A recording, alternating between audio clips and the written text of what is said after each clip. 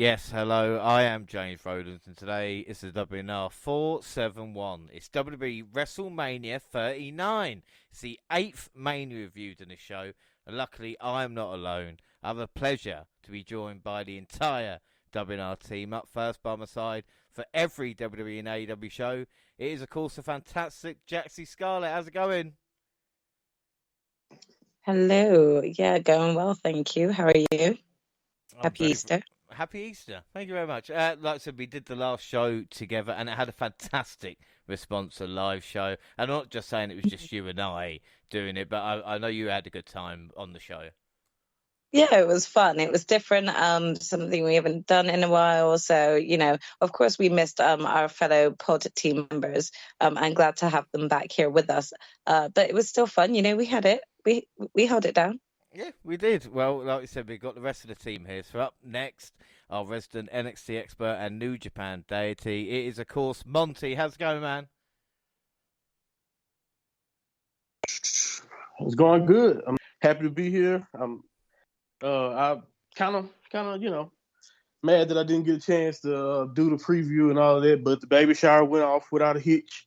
Got plenty of diapers, so I'll take the diapers over over anything right now. So yeah, this is a fun 2 shows. I can't wait to talk about it.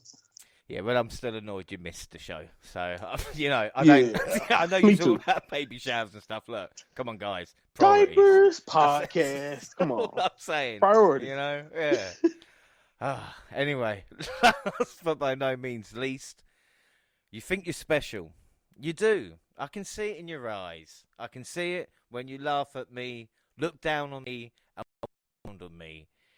Just one more fight about your leadership, and I will straight up leave your shit, because I've had enough of this, and now I'm pissed. Yeah, this time I'm going to let it all come out. This time I'm going to stand up and shout. I'm going to do things my way. It's my way or the highway. And that was the email Gina sent me last week when she said what she's going to do the live show.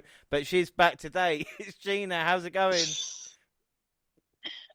I'm sure I emailed that specific lyrics to you. Yeah.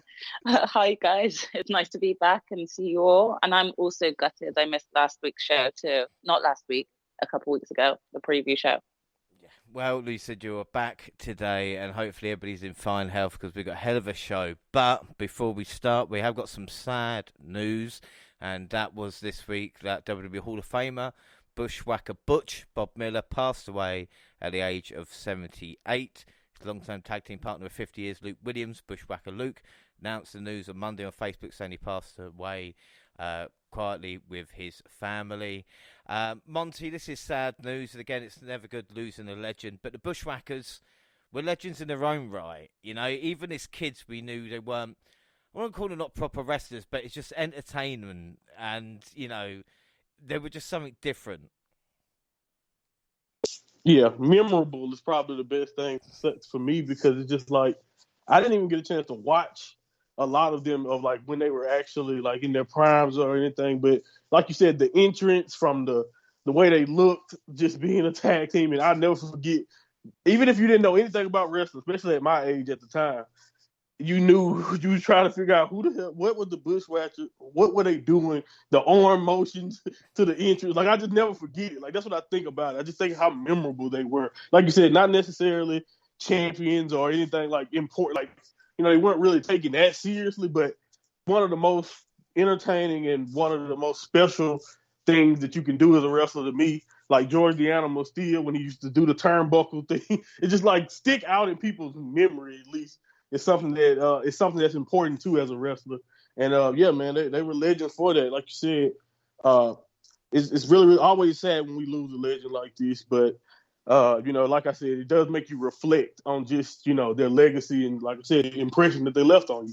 Yeah, without a shadow of a doubt. And again, the crazy thing about the Bushwhackers, before they came over to America, they were this hardcore style of fighting, and I'm sure if anybody wants to go on YouTube and see some of the Bushwhackers pre-licking fans, like you said, an indelible etch in the tag team division. We really will not see another tag team quite like the Bushwhackers. No. But on with the show. Come on, WrestleMania 39. It was April 1st and April 2nd. We started with a massive kickoff show. 2 hours. Was it worth it? No, it wasn't. I took one for the team. It was hard work, man. Don't get me wrong. Caleb Braxton, Pete Roseberg, Booker and Wade try their best to be us. But they never will. And even the predictions they give, they haven't got a league. They haven't got anything like that. So fuck them. Johnny Knoxville was interviewed, and he said he's Sami Zayn. That is long-term storytelling there, ladies and gentlemen. Johnny Knoxville still not liking Sami. And then we saw some of the trailers as well. And, of course, the trailers this year were different to WrestleMania 21. If you want to know what we thought of them, you can go back and listen to Mystery Mania. We had Joker and the Man. We had Titanic with Montez Ford, Bianca Belair. Goodfellas with The Bloodline. Miz Musical, which completely underrated. Maverick as well. Ripley, Stranger Things, and Ridge as a 40-year-old virgin. Jaxie, out of those trailers, which one was your favourite? Repeat them again. Joker and the Man, Titanic, Goodfellas, Ms. Maverick, Ripley, Stranger Things, or Ridge, 40-year-old virgin? I'm going to go with Ripley, Stranger Things. That really got me. I really did laugh out loud at that one. Yeah, I quite liked, like I said, Ms. Musical, because not many way and do that. Gina, out the trailers, which one was your favourite? Oh my God, that's not even a question for me. It's Daddy Reigns in a suit with the Usos in a suit and Solo in a suit. Like, what more could you want? I wish I was the cameraman. But did you see Solo at the end saying to Reigns, like, you are funny? Maybe put something in there. Like, I saw that part. I loved it because we rarely hear Solo speak. So that part was it's great. kind of like, was that sarcastic or were you agreeing? Am I actually funny? If I am funny to him, what did he find funny? It came up with more like questions than answers. I don't think it would be too bad. Monty, what would be your favourite? And were they on a level to WrestleMania 21? No, they weren't. Firstly, get that off. No, I don't think they were good as those, but they were really good. Though. I did enjoy most of them. I have to agree though with Gina. You got to go with the Bloodline. Honestly, the Bloodline skit was so good it made me want to rewatch Goodfellas, and I think that's a good blooper. It's a good it's a good parody if you make you want to watch the original. Well, I actually was like, right, I want to watch Goodfellas again now, and then follow that by Scarface. I just want to watch all that now. Right, I feel like it really did its job if it gets you to want to watch the original it's based on. Well, I don't think anyone's ever going to beat Stone Cold, though. Stone Cold's one in Gladiator. That was, like, my favorite. Yeah, with the speech, it's hard to top that. Yeah, that for me. It's hard to top Booker and Eddie. Yeah. Just think production values as well, And I was on detective mode during this weekend, wondering about little things, see if we're going to see end of certain things. And they added and then acknowledged me to the opening titles of the WWE opening banner. Which, do you know what? Maybe Cody will get this done. This is how deep I got into this weekend. I'm not going to lie. Becky G sang the national anthem. First, the thoughts on the setting, because the stadium did look awesome. I mean, Jackson, we saw the red carpet down the stairs and the gold as well. It looked like a brilliant setting to be WrestleMania. It really did feel like Hollywood from the moment that the opening sort of happened. Just kind of showcasing the overall aesthetic of the arena itself. It really did feel like Hollywood. It was good. Yeah, and we had a Kevin Hart video, which was hilarious. It makes it actually feel mainstream, Mania going Hollywood, and of course it's going to go Dayton, which I love as well. And we see Miz and Snoop Dogg were in the ring. Where can I get Snoop's outfit? Come on. And this actually made me laugh. I don't know what you think, Jaxie, with Miz and Snoop, but for an opening act to get the crowd into it, I think they did their job. Yeah, I mean, first and foremost, as soon as I saw them both coming out together, I must have been late to the party on this because I didn't realize that Miz was co-hosting. Like throughout the whole of like the advertisement of going up to it, I was just under the impression it was the Miz. So when I saw him come on out with Snoop, I was excited to see Snoop there because I know he's a fan. But I also was like, what the fuck is Snoop doing there? But they really did sort of like get the crowds like warmed up for like the opening of WrestleMania. Definitely got me warmed up. So it was a pleasant surprise that I was happy to see. So it gave me good vibes going into the beginning of night one. We can imagine Miz telling everybody he's hosting WrestleMania, getting to the show, and then, tap on his shoulder and saying, no, actually, you're co-host. And him saying, yeah, he's happy, but deep down, he's not. And he has a little cry later to Maurice. Like, I mean, he said, that Maurice is just she's there with the tissues waiting. He's like, I main evented WrestleMania. Anyway, speaking of one of them. Speaking of WrestleMania, Michael Cole, 22nd WrestleMania. Graves acknowledging him and saying no commentator has done it. Fair play, Michael Cole, I will say. 22 Manias. Like I said, we all know Jim Ross is the measuring stick, but Michael Cole has done such a great job, and especially these past few years becoming the main WWE commentator, but I think, fair play there. And then we start Austin Theory versus John Cena for the US title. I'm not really sure about Austin Theory's entrance. It was just a screen lifting and him there with a camera in close. I don't know what they try to make happen. And then Make-A-Wish, which the fans can't really boo. And for some reason, it just puts tears in my eyes as well when I see him. With John Cena. By the only one it was a nice gesture. We all know that John Cena does a lot of wish, and it's really, really admirable seeing him do all that. Yeah. But I'm not gonna lie, his whole entrance was cringe.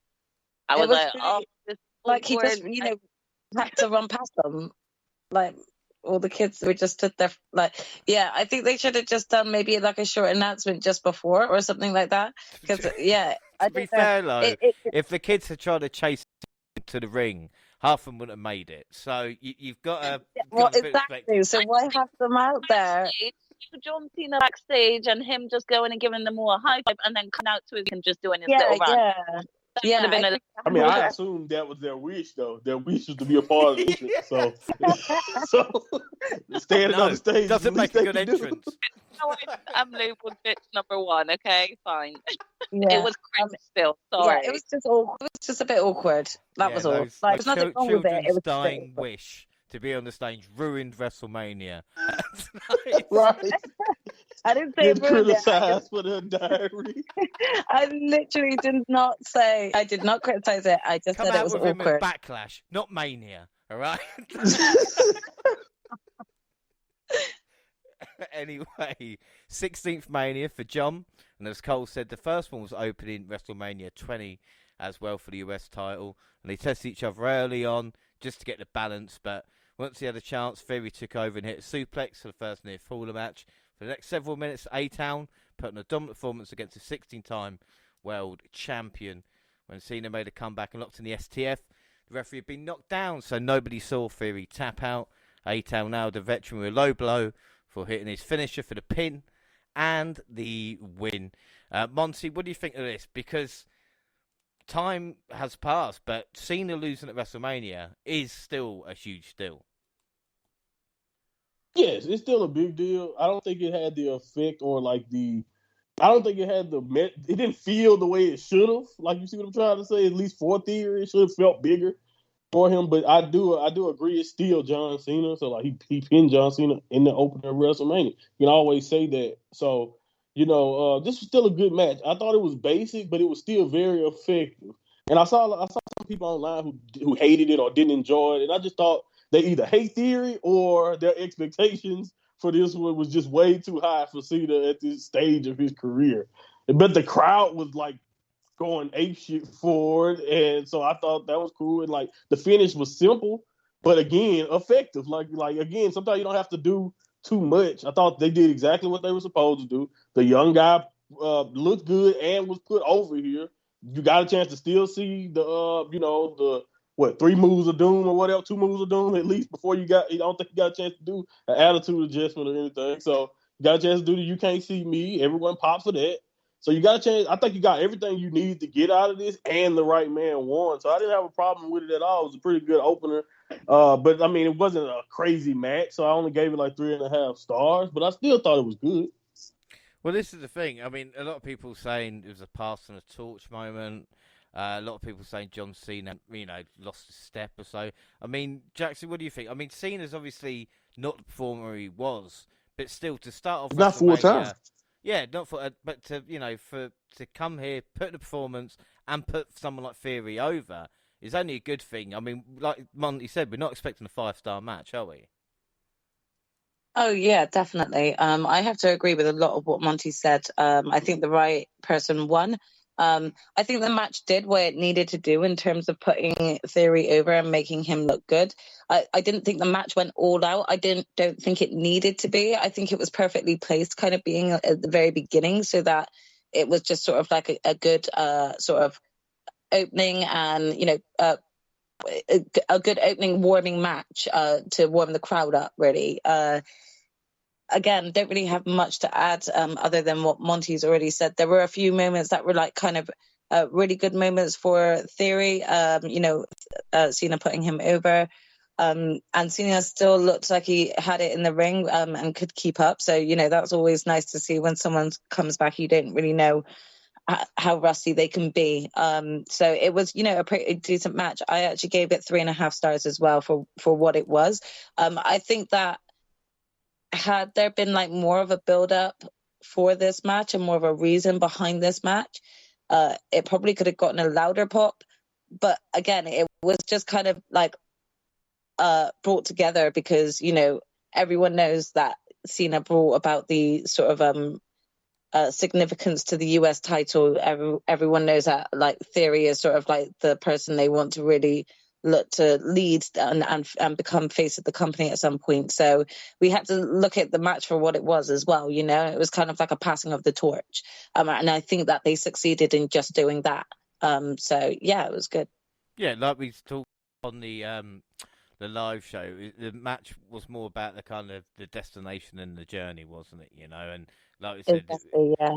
Theory getting the result is the right thing, and Cena now can go away for another year, and we don't have to worry about it again until at least he does Peacemaker season 2, and then we'll let you back. But I mean, Gina, what were your thoughts? Because like I said, Monty and Jaxie hit it on the head. Wasn't a bad opener, was it? And the right person won.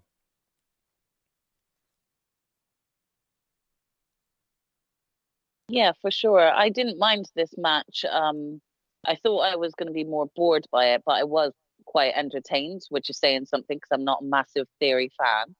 I saw the match going the way it did. I was a little disappointed with the whole, hit him when in the low blow when the ref is like turn. From me, I was like, this could have been held on Raw or SmackDown rather than like the big main stage WrestleMania. I thought it would have had a bigger impact if Theory had just won kind of cleanly in a way. But either way, I still enjoyed the match, and I gave it 3.5 stars too. Yeah, 3.5. I'll give it 3 3/4 out of 5 because, like you said, maybe it wasn't the best match, but at least we got the result we wanted. And predictions, well, Prediction League 2023, and at the moment, WWE pay-per-views. I am Monty. I suppose that makes sense. On 1 point, Gina and Jaxie on 0. Bonus League, Jaxie's on 9. Gina and Monty on 11. I'm on 13. AW, me and Monty on 1. Gina, Jaxie on 0. But the bigger record is I have never lost a WrestleMania. This is 8th WrestleMania. I've never lost a WrestleMania. I'm not going to lose a WrestleMania, but we'll see how it goes. We all went 8 down to start off, so we're all 1-0. And then the second match tonight was the men's WrestleMania showcase featuring Ricochet and Braun Strowman, Viking Raiders, Alpha Academy, and of course the Street Profits. Chad Gable and Ricochet began the match as illegal men. Nice exchange with quick pace before both tagged out. Huge brawl broke out with everyone. The rest of the bout was pure chaos. It's kind of hard to keep track of who's legal at times, but we saw some fun double team spots from the duo. Braun ran round, found out how strong Angelo Dawkins really is. And like I said, the crowd were hot for this match, and it delivered some fun moments. Strowman came close to winning, but Ford and Dawkins were able to score the pin. Gina, what about this match? It was filler, but it was entertaining.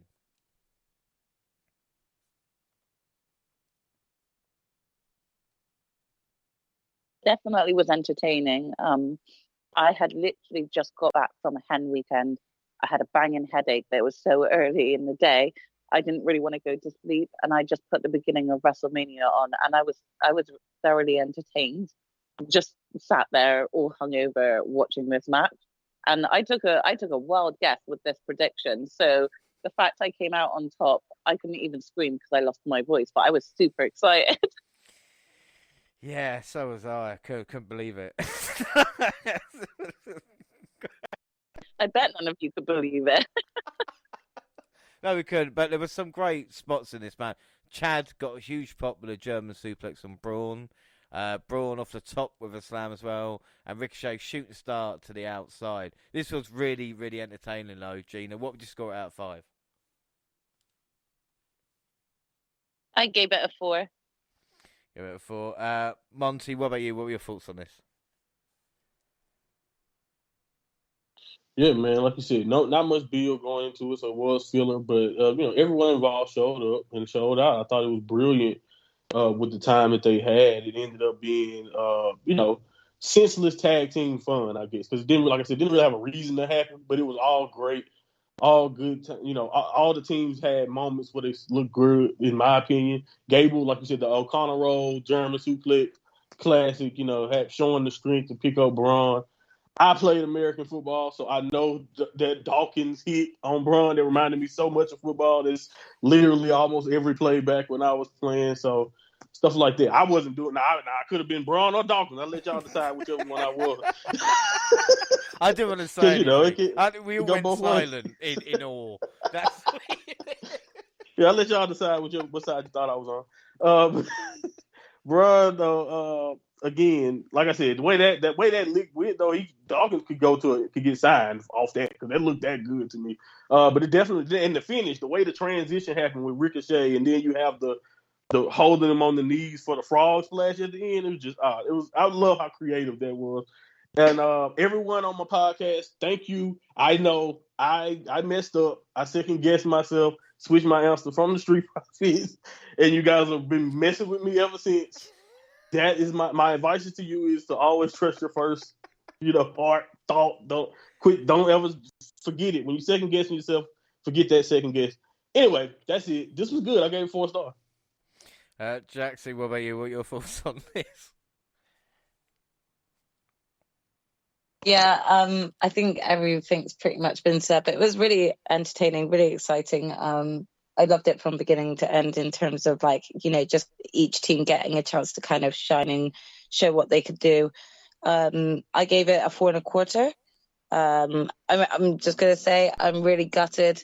I honestly thought I was playing it smart there because they've been pushing this whole Ricochet and Braun Strowman are our team, our thing, so I really should have gone with instinct too, and I didn't because I thought, no, I'll go with who they're pushing. So lesson learned for that one too. Yeah. Well, 4.25 for my score, but predictions. Yeah, Jaxie and Monty went for the Ball Brothers in Braun and Ricochet. I thought I was being smart going to Viking Raiders. But no, Gina again with the Street Profits. And she's gone 2-1 up against the rest. Fair play. The third battle of the night was a grub match between Logan Paul and Seth Rollins. Paul did a zipline entrance, and someone was dressed as a Prime energy drink on the stage, who was later revealed to be KSI. So, out of every wrestler who has ever done a zipline entrance, we have now got Shawn Michaels and Logan Paul. Fair enough. Seth had a conductor lead the crowd in singing, which is a great way to do his entrance. He did look like Ming the Merciless. So it did take several minutes for the match to get started. They were slow to lock up, get going. But once they did, Rollins took control, used his edge and experience, put Paul down on the mat a couple of times. But the social media star was able to make a comeback, got a handful of near falls. He hit a few impressive moves for the Vision, regained his composure. Build himself to be the Prime costume, as we spoke about, as he pulled Paul out of the ring to save him from a stomp. But Rollins pulled KSI in the path of a dive for the Maverick before he hit a pedigree to get a 2 count. After 2 more exchanges, Rollins scored the win to make the stadium happy. I will say the KSI spot through the table did work for me, but I wasn't really invested in this matchup. Jaxie, what about you? Because Logan Paul, again, another good performance, but he is against Seth Rollins. Yeah, I mean, I think this match was good. There's one thing I'm just going to say about Logan Paul's entrance. It was another awkward entrance. Like, he did not know what to talk about on the mic. He was just there dangling for what felt like ages, and no one cared. So it just didn't work. And I was like, you look like a prick. So that was a bit of a letdown. But then Seth made me really laugh with his entrance and just how over the top it was. That's totally Seth. I think it did what it needed to do. It did showcase Logan can, like, have a consistently decent match. Again, with the help of the wrestlers that he's actually been in a match with. Again, I can't say I enjoyed it. It was just kind of there. The match was kind of like there. Do you know what I mean? I think the main reason why I did pay any type of attention to it was because Seth was in it. That's not really a good sign, really, for a match. But yeah, I wasn't really surprised by the outcome. I knew that like they couldn't do that to Seth, especially with how peak he is right now, with not only the crowd but just where he is in his career. So, again, the right person won in this match, and that's all I can really say about it. I didn't really want to rate it badly, so I'll give it a 3.5 as well, because it kind of reminded me of like the Austin Theory John Cena match. It was there, it kind of happened. I feel like the right person won. Gina, what about you? What are your thoughts on this match and score?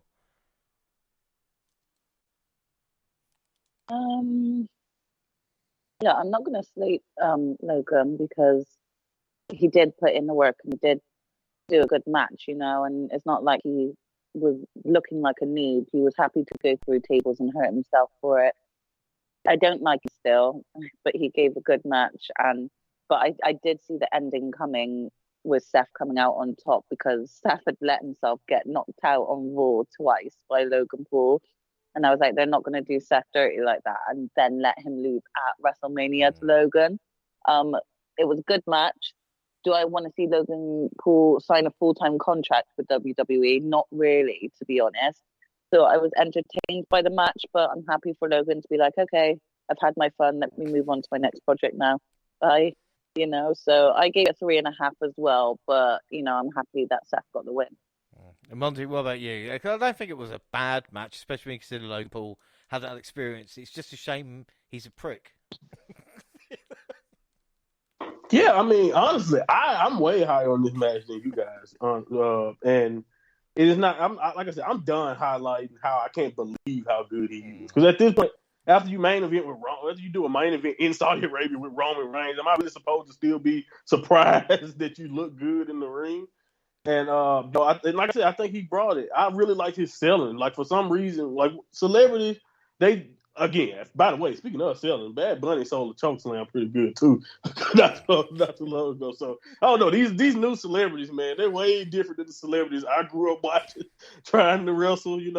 When Drew Carey would pop up, Drew Carey was not selling like Logan Paul. I know we wouldn't think that they would. Yeah, Pete Rose. Yeah, you know what I'm talking about. Like, you gotta understand, celebrity matches used to be horrible. So the fact that Logan Paul is this good, I'm gonna take my cap off to him, man. Like I said, the fact that he executed things that well, his timing is good. The KSI interference, even though I know it wasn't anything but just promo for the drink, I thought it was made sense, and I thought it was done perfectly, even with the timing. Because honestly, I thought they waited too long for the splash, but then I realized he did the stupid Triple H thing, and that's what made him look up and not see that he was jumping on KSI. So I was like, they actually executed that pretty well. So again, I liked it, and then the fact that Logan kind of reminded me of Grayson Waller in this match.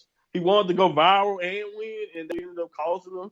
So, because he did the coast to coast at the end, and that's it, setting us up. So, yeah, man, I was into it. I gave it 4.25. The crowd was into it too, so I liked it. I give Logan Paul his props, and Seth is as good as ever. And you make a great point, James. As good as Logan Paul was, he was in there with someone that's one of the best in the world. So, and he's been in there with the best in the world so far, pretty much. Like, even with the Miz, he was in there with somebody who's really safe and good. So it's just. They've done a good job of making Logan Paul look good, so I give him all. I enjoyed this, especially for what it was meant to be. Yeah, I have to agree with the match. I gave it 4.25 as well. It's just, it is WrestleMania. We have to just get used to kind of the celebrity involvement. But again, the celebrity involvement has improved from what it was. Predictions, we all went Seth. So Gina was in the lead 3-2. And then we had Damage Control versus Lita, Becky Lynch and Trish Stratus.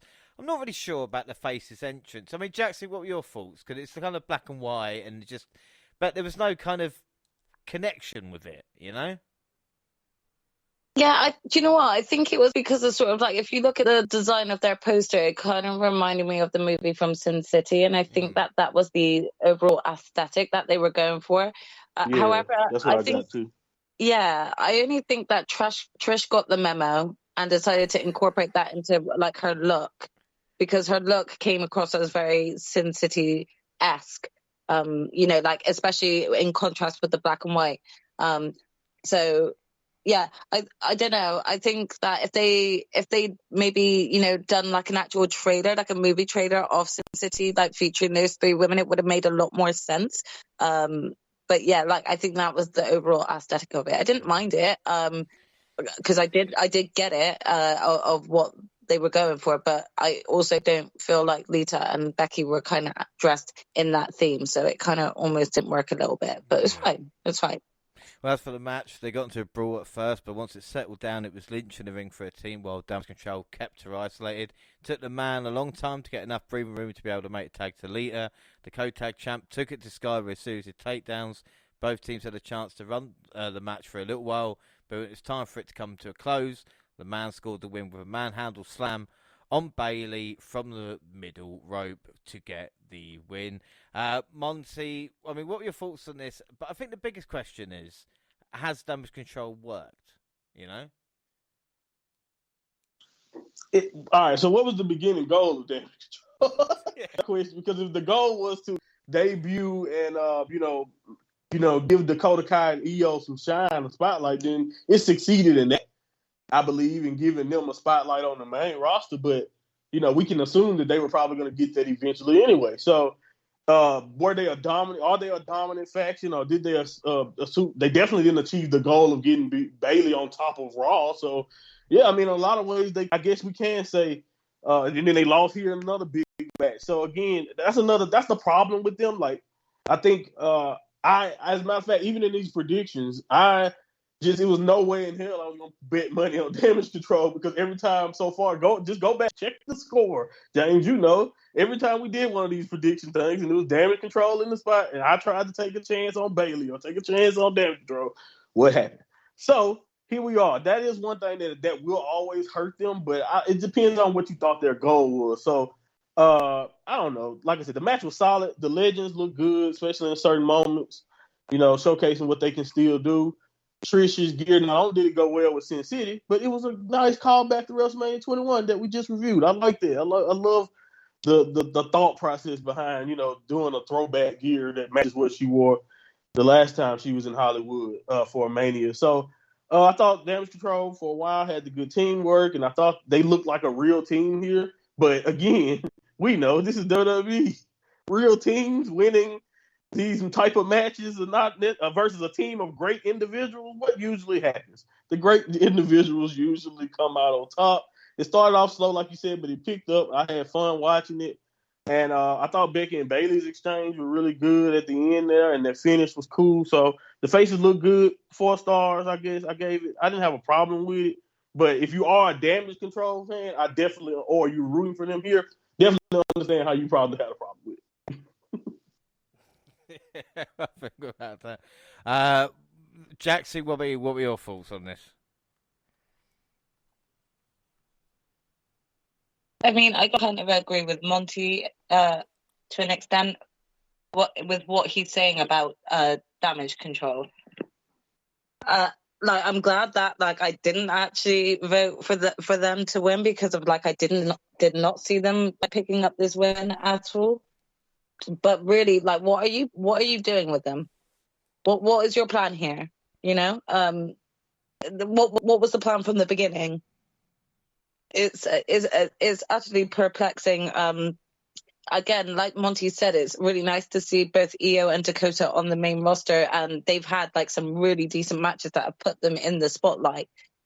But every time you've kind of put them in the spotlight and then given them gold, you've then like kind of made them appear and come across weak, losing them easily. And yeah, this loss on the biggest stage of them all, you know. So what's next going forward for Damage Control at this point? Like, this match overall was good. It was a feel good match. You know, I'm not gonna lie, being a fan of both Lita and Trish growing up, seeing them in the ring fighting alongside, you know, a new generation wrestler like Becky against the likes of Dakota, Io, and Bayley, it was a dream match that I really never saw coming. So I appreciate the match. It's just, yeah, where do things go for three? What I'm saying is, you know, you gave the veterans the win because it was a feel good match, but it's like, what do you do with the three that you've just been consistently week by week just consistently losing? So I'm just really unsure and apprehensive about where the team goes from here, whether they split up, whether they do their own thing, regroup. I don't know. But yeah, hopefully, like, this feud with, you know, Becky and Lita can be done so that Becky and Lita can kind of focus more on like the tag division and actually getting the women's tag in order. Although, you know, that being said, we know a certain someone's back, so that might get just put on the back burner. So let's not hold our breath on that one either. Yeah, overall, it was a good match. I gave it a 3.75. It was good, decent. Yeah. And Gina, what do you score this out of 5? I agree with everything my sister just said, but I gave it a 4. Again, I was really happy with the nostalgic feels. I loved Trish Stratus when I was a kid and watching wrestling, and seeing her little callback to her original Wrestlemania gear that she wore to Hollywood before was just great. She also looked amazing as well. After all this time, it was nice to see them all fight together. But I agree, like, it's hard to see what's going to happen with Damage Control now, because I already felt like they threw Bayley under the bus alone. I felt like they should have possibly, if they were going to push Damage Control in the tag division, they should have made Bayley a women's champ herself. That actually have made them a more formidable and, you know, scared team that everyone can be scared of. It just didn't work, and so now it's like, what do you do with them now? So I am worried for that, but I still gave it a 4 because I enjoyed the callback for Lita and Trish. Yeah, like I said, it wasn't bad. I'm going to give it a 3.95, just because I like to be difficult. Predictions, we all went to faces. So at the moment, it is Gina on 4 and the rest on 3. So we head to Dominic Mysterio versus Rey Mysterio and Bad Bunny joining the Spanish commentator. And for the time, father and son did battle at WrestleMania. Dom was brought in on a paddy wagon in handcuffs, wearing one of Ray's masks for his entrance. I really dug Dom's entrance. I honestly thought Nails was going to accompany him. Me too. Was how good that was. Also, Ray driving out in a lowrider driven by Snoop Dogg. To put your faith in Snoop Dogg after he smoked probably the biggest fatty going. Definitely. Yeah, I'll drive you to the ring.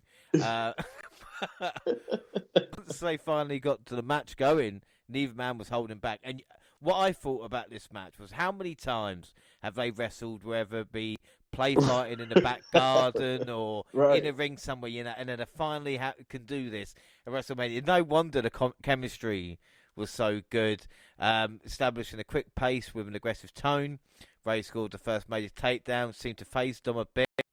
Dom got whipped with the belt, as you should, and I heard JR's voice, as we all did, being taken to the woodshed. That's what we all heard. Taken to the woodshed. Dom threw a drink in his sister's face at ringside, and Ray had to hold her back. He took advantage of the situation to attack his dad from behind, proper heel. Damian Priest and Finn Balor showed up as Dom began to take control. He interfered to help Dom with some distractions, but Legado del Fantasma came to the ring. The Judgment Day, and it was Bad Bunny who stepped up and stopped Dom for using the chain, allowed Ray to hit the 619 and score the win over his son.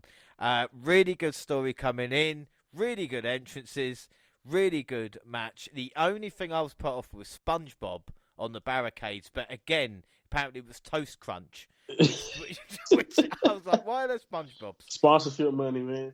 Yeah, Gina, this match, father and son matches at WrestleMania pay off. 2 for 2 have been great. I definitely agree. I think like it's always one of those moments to say, oh, is the father gonna like put his son in his place, or is the son gonna show his daddy's overcome him, sort of thing. So it is definitely one of those ones that you actually can't go in predicting, because the bonds just makes it a little bit more difficult. But yeah, I actually enjoyed it. I did go with Dom for the win. I didn't really see it as a passing of the torch, but I kind of had a figure that maybe his boys will come in and help him in some way. So yeah, that's why I ended up going with Dom. But I still felt like it was still a good match. So, and they both have worked well together. You can tell that they trust each other immensely. So it just made the match more intense. Yeah. So, what did you score out of 5? I'll give it a 4.5 because it was a good match. Yeah, no, it looked really, really good. Really, really good. Like I said, Monty, this was really fun stuff. And again, Dom shouldn't work so well as a heel, and Ray shouldn't be as good being his age, but it all just came together perfectly. I think I'm not sure whether or not did Monty answer this already. No, I just came back. My internet went out on me, so okay. I'm lost. How your thoughts on the Ray and Dominic match? So you went to me next. Okay, that's what I was trying to make sure. Okay, all right. Anyway, 2 of my favorite WrestleMania entries ever, like you mentioned earlier, Dom being brought straight in from the correctional facility, like. It's hilarious because like you got so many questions after this. Like, did you go back and ask them to bring you escort you here? Like, what Dom has been out of jail for I don't know how long? Why is he? Why? But again, he hacked as well. Like, right, put him back in handcuffs. Like, it's just a funny thing to think about when he was only in there for like however many hours. He was actually supposedly in there storyline wise, but yeah, Ray with the the little nods to Eddie too. Those people crying about that because we love Eddie so much. So to have him on the low rider and to do it like that, it was beautiful. I love both those entries, and the match was just so dramatic. Everything about it felt like it was a benefit to the story that they've been telling. Michael Cole, by the way, on commentary, he was losing it. But he added so much to this match because you can tell he was really you can tell he's invested in this story. So he was great on commentary. Dom looked great in the ring. Wrestled his best match by far. Like you said, you can tell him and Ray probably put this together many times, probably way before this even was a thing. They probably have done this or some of the things that they were doing in the ring plenty of times when he was training Dom. So everyone was invested in this outcome, the whooping with the belt spot. And Dom's reaction, because that's the thing. It's not just the whooping, it's the fact that after that, he was more like shocked. Like, I can't believe he did that. And then he went to his mom. Like, did you see what he did? Like he forgot what he'd been doing the last year or however long it's been. So I just love his reaction. And then, of course, his mama co-signs it. Now he gets back to being disrespectful. So it worked perfectly. And Bad Bunny's interference was great. It made sense to me, even though I will say that ending was kind of overbooked. But going into Backlash in Puerto Rico, I think it makes a lot more sense since I know that's coming up. So yeah, I really enjoyed this, man. I gave it a high score. I gave it 4 3/4. I really was into it. Yeah, really, really good stuff. Jaxie, what about you? What were you score this? Yeah, I agree with everything that you guys are saying. I really think that Dom's come into his own with this character and just really enjoyed seeing sort of the theatrics that came with this match. Like Monty said, his facial reactions to like him being beaten and then like looking to his mum for help or something. It was just like priceless. So yeah, I really thoroughly enjoyed this match. Gutted I didn't actually sort of think about the outcome a bit more and get the right outcome, but kind of glad that Ray picked up the win. As soon as they mentioned that Bad Bunny was on commentary, I was like, I know that they've announced him for sort of hosting Backlash, so I wondered if he was going to get involved in this match. I didn't really think that there needed to be more theatrics in terms of, like, you know, Judgment Day and Legado del Fantasma coming out, because it was a father versus son match overall, so I didn't really feel it was necessary. But I mean, I still enjoyed the match, so I gave it a 4.5 as well. Yeah, I give it a 4.5. Like I said, really, really good stuff. It really pissed me off because the story of the match is Ray getting retribution on his son, and I was trying to be too clever. And like I say, with predictions, we all went Dom apart from Monty. So that means at this moment in time, and Monty are on 4, me and Jaxie are on 3. As we head into the co-main event, as it was Charlotte Flair versus Rhea Ripley for the SmackDown Women's Championships. Entrances were good, but not Mania level. I mean, Ripley looked awesome with her gear, a ring jacket, all well done. The makeup she chose made it look like her black hair dye had leaked a little bit. But hey, Charlotte's ring jacket looked like it doubles a lifeboat.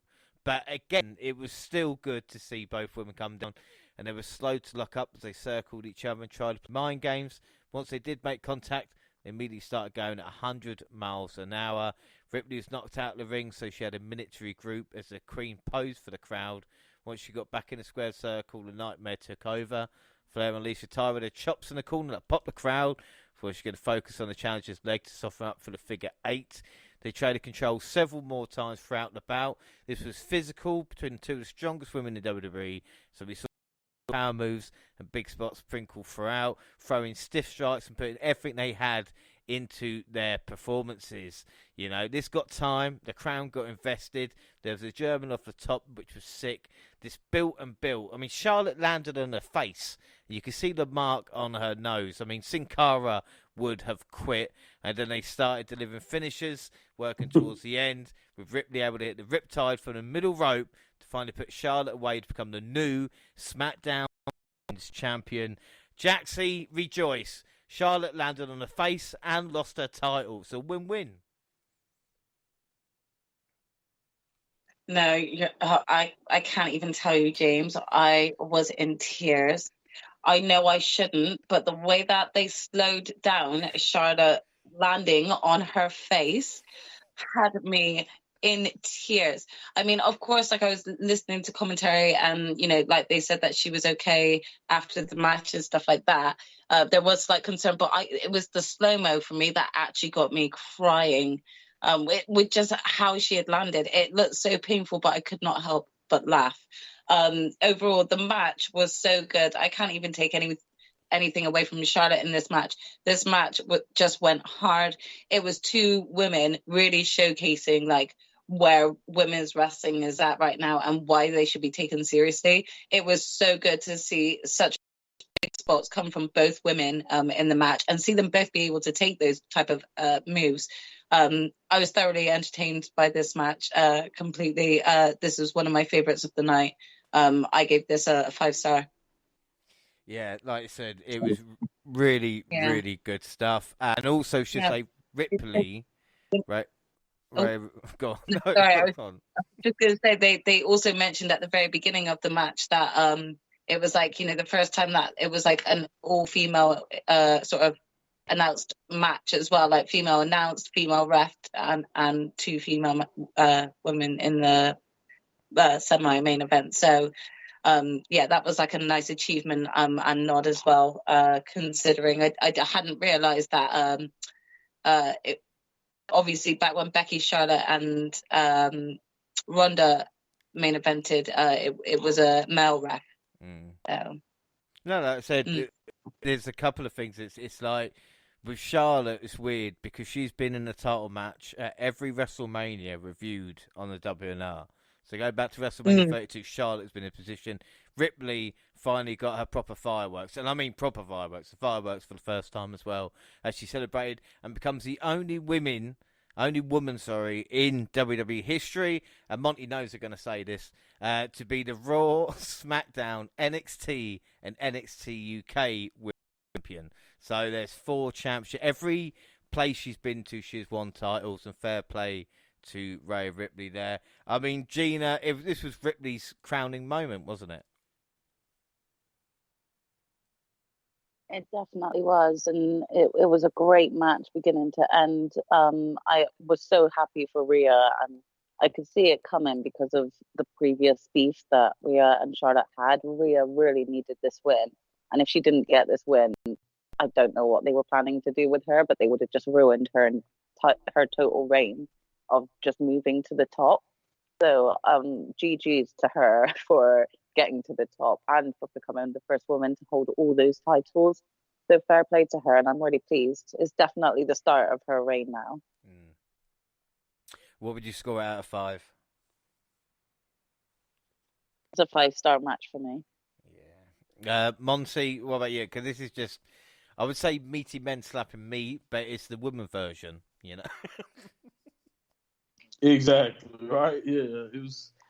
Man, Charlotte did not hide the fact coming into this that she wanted to be the main event. She wanted to be last, just like the male winner of the Royal Rumble match. She wanted Rhea to have them to have that spot. They were not rewarded that spot, for story reasons or whatever reason that they gave her. But it didn't matter to Charlotte, obviously, because Rhea and Charlotte would not be denied. The bumps, like you said, Charlotte took. She dives every now and then. I know she's a baby face, and maybe she just dives a little bit more now that she's back. She's baby facing this situation, but she, like you said, the bumps she took, the dives that she was doing, you could just tell she was determined to make this something that we would never forget. And it was, like you said, very physical. Like you said, just like big meaty men slapping, they were going really, really hard. They were not pulling any punches, any licks. It had it all. And then, like, at first, the crowd was kind of, I'm not going to say they were dead, but after the Ray and Dom stuff, they were kind of quiet, but it made the crowd stand up and give a damn. And, like, that's just how hard that they were going. I don't know. I can make an argument this is Rhea's best match on the main roster, maybe.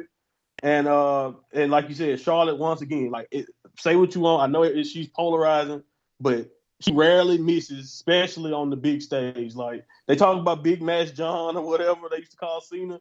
Charlotte is definitely there for the women's division with her performances. It may not always be the result people want, but she always performs. And this was both. This is one of those rare occasions where you got the result everyone wanted, and they both performed. It was great. It was a great crowning moment for Rhea Ripley. 5-star. Yeah, I'm just going to give it 4.95 to be difficult. Don't know why. Should be a 5-star. Predictions, we all went Ripley, so it means that Monty and Gina are on 5. Me and Jaxie are on 4. And Saxton interviewed Austin Theory. Theory said, do you believe in Theory now? Not sure. 80,497 in attendance. Snoop Dogg thinks only one thing could be better, which is Miz in a match. He issued an open challenge, and that was answered by Pat McAfee. And the Miz tried to back out, but Snoop decided he had the right to make the match official. McAfee unloaded on the A-list and dropped him with a spine buster. And then the former commentator nailed him with a super kick. The Miz shoved Kittle at ringside. So the fella hopped the barricade and shoved him to the ground. Pat then jumped off the ring post and took the Miz down. Was sent on for he drilled him with a running kick for the win. First, Monty, did you know who these people were? Because I didn't have a clue. George Kittle's football players. Yeah, right. Okay. Right, So no, that's fine. that's the thing. He played for the 49ers. So I guess that's the bond that him and Pat has. Like, I guess Pat, a former football player, random football players just want to help him with it because they hate the Miz that much. I don't know. It was good. It was fun. My only problem with this whole entire segment is, as nice as it was to see Pat, is the pacing of it all, because the night of watching it live at this point is, I don't know, it's like 10 something Central Time for us. So for them it was 9, but for as the east, close to the East Coast of the United States that you got, it was pretty late. So we were ready for Sammy, Kevin, the Usos. But hey, this was fine. Whatever. I didn't have a problem with it. It's always good to see Pat. And I just think about it this way. I'm like, if the Miz ever wins a world championship again, James, I don't know how, because he loses to everyone. How do you explain it? That's just my question. I was going to ask everybody, Miz must hold the record. This isn't the first night, barring what happens the second night. He must hold the record for wrestler hit most by sports star /celebrity. I cannot think of another wrestler. He got knocked out by Hugh Jackman. Like, any sports star there just takes their shot on The Miz. Like, The Miz must hold that record. There's no one else. You know, Gronk, like everywhere. Just, Everyone did it. you name any... Do you think every celebrity that actually comes into contact with WWE go, oh, can I have a segment where I punch The Miz? Yeah, exactly. There must I be... really want, their 5 minutes to fame. But I mean, The Miz thought he might get Austin, gets Pat. He probably gets paid double for getting his ass kicked so many times. Well, to be fair, there's that, and also Michael Cole losing his shit will never not be funny. He's obviously, he gets a feeling in a special place when he sees Pat, and he just can't control himself, which again is kind of beautiful,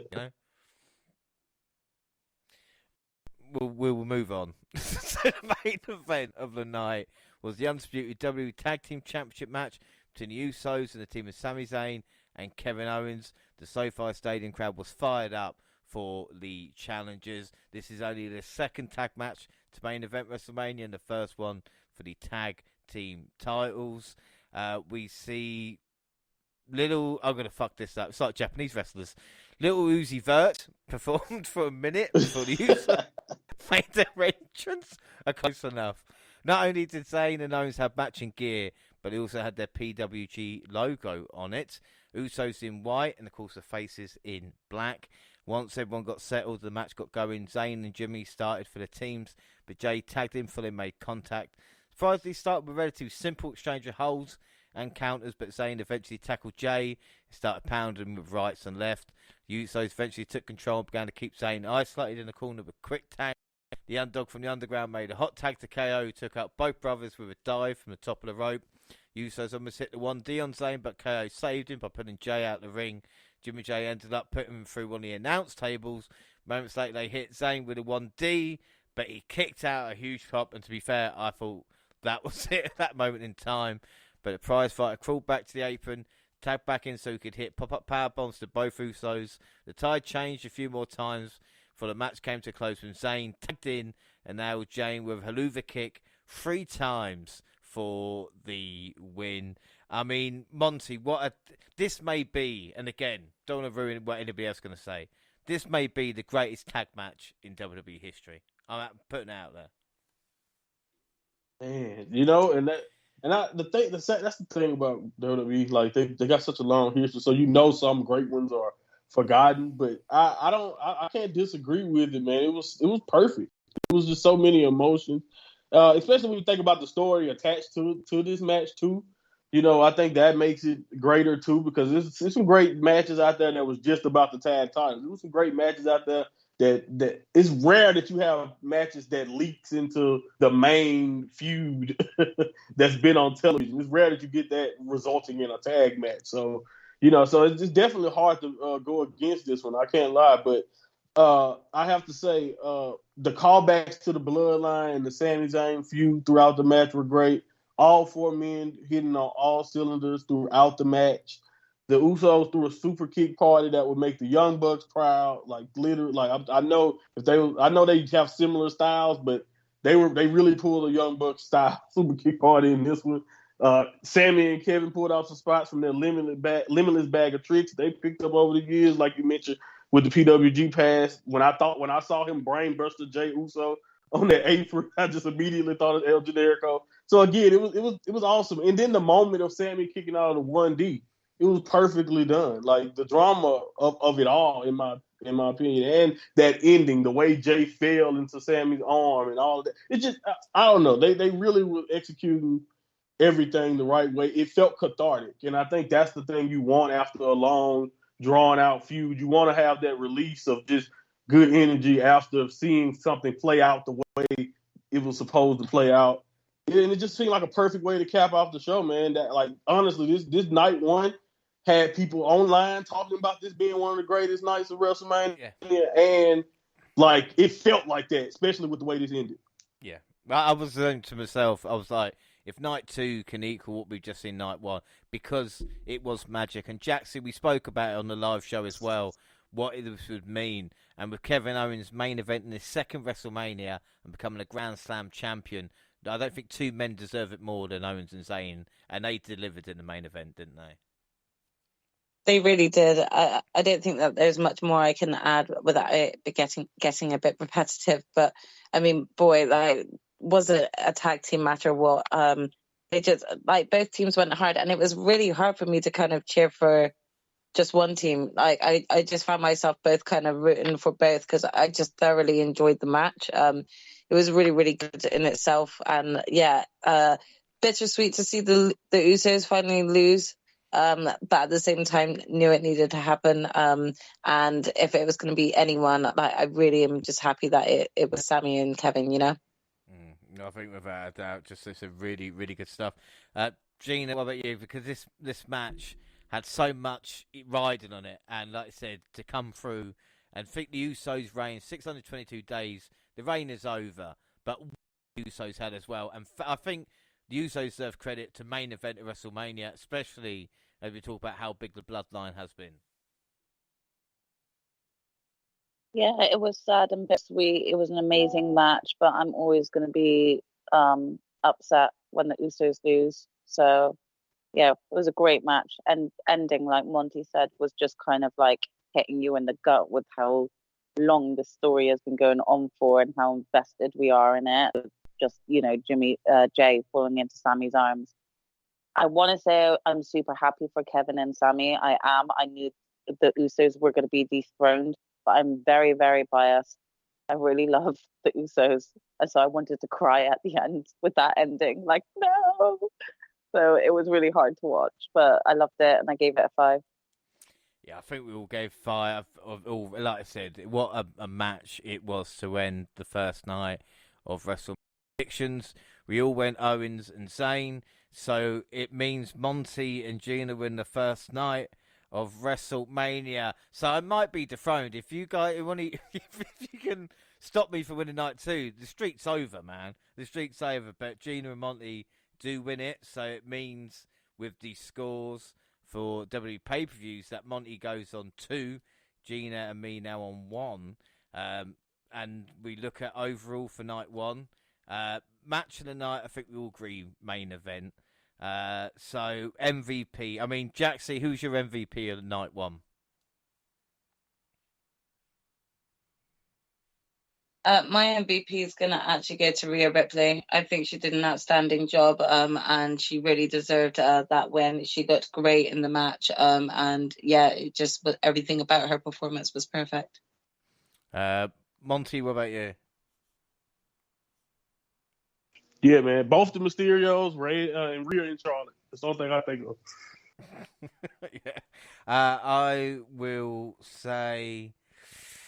What can I say? Yeah, Dominic. I think I'll go Dom. Gina, what about you? Who's MVP of the night? Now, my match of the night is going to be the Usos versus Sammy and Kevin. My MVP has to be Rhea. It'll be Rhea. And Gina, what about the first out of 10? So what are your thoughts of night 1? I'm actually going to give it a 9. It was a good night. I actually got quite a lot of good results myself, so really pleased with it. I gave it a 9. Monty, what about you? I'm going even higher. I gave it 9.5. The only thing I didn't like on this show was something I actually liked, and that, like, the worst thing to me on the show was probably seeing it in theater. So 9.5. Jaxie, what about you? I actually went with a 9 on this one as well. I thought it was pretty enjoyable. There was a couple matches that I didn't really feel like were built up correctly, but yeah, overall 9. Yeah, I'm going to give it a 9.5 because WrestleMania is one of these things where I talk about passing of the torch, but we saw it with Theory, who's 25, Ripley's 26, even Dom at 25 kind of, started his career properly here as it was. We then had press conferences afterwards. Ray Ripley will celebrate by eating. There's a lot of eating themed, really, because Kevin Owens was eating the Snickers that was on show, I suppose, and Sami Zayn and Owens said they couldn't believe what a year it has been. And all this kind of niceness and this feeling of WrestleMania Night 1. Let's all ruin it now with Night 2. No, it's not going to be that bad, everybody. Come on, we'll be all right. we've got a 2-hour kickoff show again. Caleb Braxton, Wade, Booker, and Irish Kevin. Heyman with a bang of a promo, and that was it. That was it on the kickoff. Main show, Jimmy Allen saying America the Beautiful. Kevin Hart smashed the opening again. Snoop was more comfortable second time round, and The Miz was back in a good mood as well. But we had the Unstoppable Force meet the Immovable Object to start Night 2 as Brock Lesnar battled Omos. The match was probably much better than anybody ever thought it would be. Lesnar actually sold part over Omos' power-based offense for taking advantage of an ill-fated charge into the corner and taking him to Suplex City. A massive F5 ended the Nigerian Giants' night as Lesnar scored his first WrestleMania victory since 2018.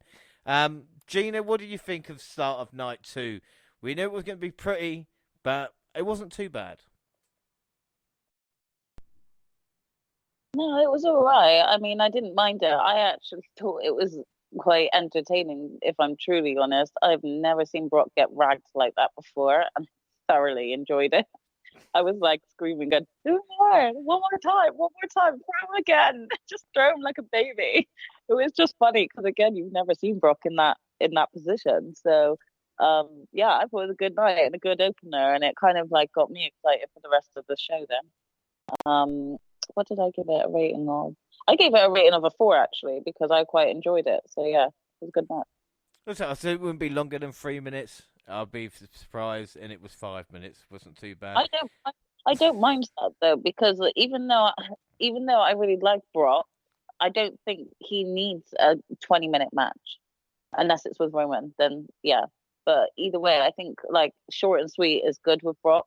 And so I think it made it work. I didn't want that match to go on longer than it did. So, Monty, what about you? I mean, this is just about the F5, really, wasn't it? And having that WrestleMania moment.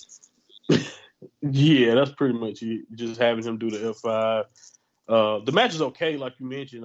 Like you said, probably way better than what you could imagine going into it. You know, Moss looked strong early, but, you know, after that, after a couple suplexes or something, you know, Brock kind of got it going, and then the F5 kind of came out of nowhere. My expectations weren't really that high, so I thought this was fine, like you said. But I personally didn't like the outcome, but it's expected because it's Brock. I mean, it's hard to go against Brock. But, you know, I would have liked this to have more rhyme or reason than just that moment because I've seen Brock L5 bigger people. I've seen Brock L5 bigger people. It would have been really nice to have seen Omos get this win. Yeah, just for his career going forward. You can always say be Brock. But I could, you know, again, it is what it is. And this match was what it was. I gave it 3 1/4.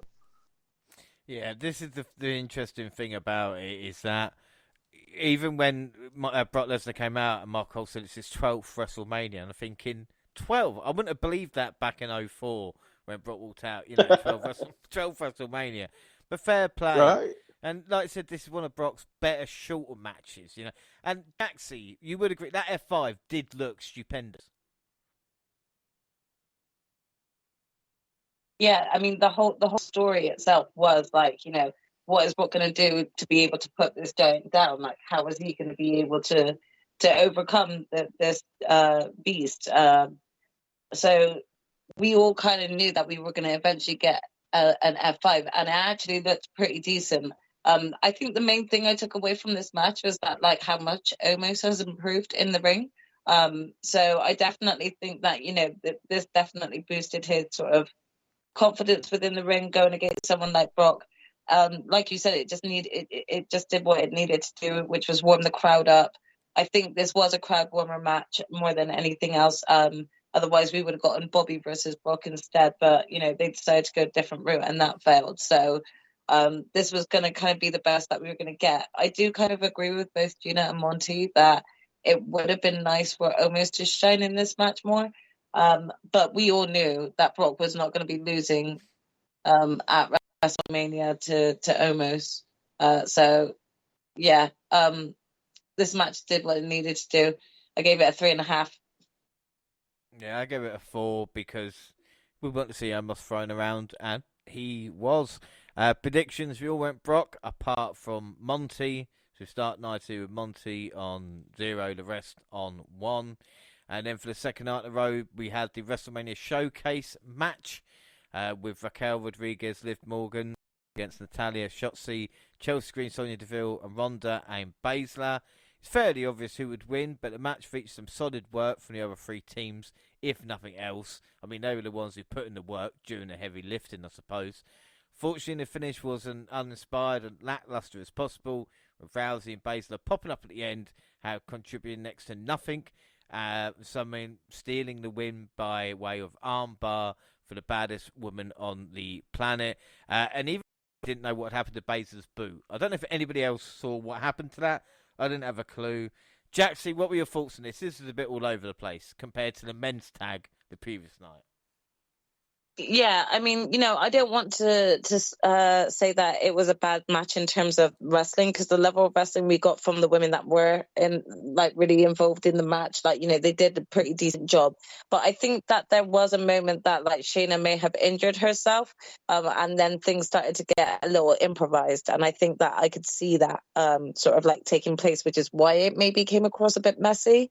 I mean, I think it's safe to say that Ronda wasn't probably cleared to even wrestle in this match, which is why she wasn't really involved anyway. And then just if Shayna did actually get injured, which I think she did during that match, then that definitely just screwed things over, because they definitely wanted those two coming out as the winners, which ultimately in the outcome, they should have just called it and made a sudden change there and then, because sort of storyline wise we haven't seen them since, which is probably due to injury. So I hope that both Ronda and Shayna are okay and can fully recover, but I just think that this match ended up being more improvised than anything, which wasn't the most ideal for the others that were involved in this match, because it didn't really give them an opportunity to really kind of come out as the overall winner.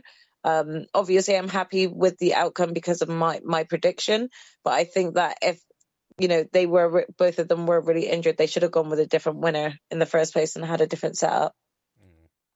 What did you score out of 5? Sorry. I'm gonna give it a 3 3/4, because it just, like you said, it was still a bit messy. I want to give props to everyone else that was wrestling, but I think that because of the overall messiness, it took away from the match, and it wasn't, for me, the men's showcase was more of a showcase, whereas this fatal 4-way could have been on a SmackDown, for me. So yeah. Yeah, the crowd are pretty quiet. Chelsea Green, though, going from Impact to WrestleMania is pretty impressive, and Ronda Rousey obviously took a lesson from Jungle Boy, because how long it took her to tap out Shotzi at the end of this match as well. I mean, Gina, again, it was there. That's what we can say about this match. I mean, I'm glad that there was another match for the females, and they got to show their thing. But as my sister said, I think they should have changed it up and been like, look, Ronda's injured and Shayna's just got herself injured. Just let somebody else win this match, and then we'll write these two coming back in, and then actually write in that they're complaining. We weren't at our best. We were injured during that WrestleMania match. We need to take that kind of top reign back from you guys. Beat the ones who win, and then go on to take the belts. They should just do that, because right now it's clear that neither of them are clear, fit, and ready to be in matches. So it's just kind of long in this storyline out, and it's going to make us no longer care. So I do hope that they can try and, I don't know, keep the momentum of Shayna and Ronda going whilst they're off or something. I'm not sure, but we'll see how it goes. I gave it a rating of 3.5 because it just, for me, it was just there. Yeah, I mean, Monty, there's not really much else to add to it, is there? Well, I mean, would you score it out of 5 as well? Yeah, just I kind of agree with Jaxie pretty much. She basically said what I was saying about the injuries, because if Shayna re-entered, like you said, missing the shoe, limping. So we didn't really know what was going on. And then the finish, we kind of knew they were going to win, but I agree, definitely could have been an improvised there. But it was solid. I love what Sonya and Chelsea did in the ring when they were in there. And like you said, the other teams worked hard. Also, another telltale sign that something was off and something went wrong there. is the very next night, one of the losing teams is now the number one contender. So it's just like, yeah, that match was literally for nothing. Like you said, it was just there, 3-star. Exactly what I said. They should have just called it like mid-match and said, no, have someone else win. Like, that would have made the match at least a bit more significant than what it was. Well, yeah, 3.25 for me as well. Predictions, we all went Ronda and Baz. So Monty's on 1, the rest are on 2. Bobby Lashley was made to feel like the Hall of Fame class by coming out and showing us his trophy. Go on, Bobby, show the boys and girls his trophy. Why couldn't he spear the Miz? Like, honestly, why? Yeah. Anything. Really? Anything rather than this. He could have been the mystery opponent. You know, they could have even just started a storyline there and then had someone even just come and interrupt, like maybe even have Brock come back out and beat on him or something like that to show that it's not over. Anything. But instead they just had this awkward moment of him on his own, trying to pick up this Andre the Giant trophy. The worst part of it is he was challenging people all week before this. So, like, he just opened challenging no one. I guess we could book it and say everyone was afraid of Bobby, but it was just so lackluster, man. I was like, you could come up with anything, even a segment, just him just beating up people for nothing. Like, anything, talking to MVP, anything. Yep. No, again, we're gonna go into in terms of like another opponent for the Miz on night 2, like later. He could have been that opponent. Instead, we got the shambles that we get, which we'll get to soon. Whoa. That was world class. Hold on. I'm about to say, greatest WrestleMania moment ever. Honestly, later. So there was only one man. The greatest Rumble moment. The greatest moment of WrestleMania. No, it was the greatest. It was. You all right, cuz? No, he's really hurt. No, that's great. Right, anyway, serious triple threat match for the Intercontinental Championship. Sheamus versus McIntyre versus Gunther. Really good promo video going into it. Drew dressed in white with Ange at the back. Vince is in charge. Harder lemonade. They nearly ruined it for me. Luckily, the match was better than their shitty fucking advertising. Gunther dressed as Volta. That theme, Monty, brought tears to my eyes. Do you know that? When I thought, he's back. He is back. All 3 competitors beat the living piss out of each other. I do not know how I can put this into words. They were bruising the chest and punishing bodies, all right? Don't get me wrong. There was a story with McIntyre and Sheamus about their mounting dissension, with a Scott costing his opponent victory and the title on several occasions. But don't worry, because Sheamus managed to unload 29 beats of the Finn Balor on McIntyre, the last one catching him in the face. Gunther was seated in the corner. McIntyre just tossed Sheamus over his head into the champion. What felt like the greatest match I had ever seen in the history of ever continued as they unloaded on each other with just slaps, kicks, punches, whatever they could. Sheamus caught McIntyre with one more bro kick. He covered only for Gunther to fly in from the top rope with a splash and finished Drew off with a powerbomb for successful title defenses. Everything in this match. Everything. What a fucking match this was. And Monty as well. I'm not that upset about Drew being pinned because Gunther's a fucking monster. Breathe, James. Right. Breathe. Oh, what a match. What a match. How could you be mad? Like, after that, it's like, how could you be mad? I don't care who you picked, who you were rooting for. Like, there was that finish and everything about this match was so good. I 100% agree. It's like, who cares if Drew got pinned? Like, Gunther, like, look at that. Like, this was great, man. It was awesome. Everyone should just go watch it. That's how you explain this match. The match speaks for itself. You know, it was special from beginning to end.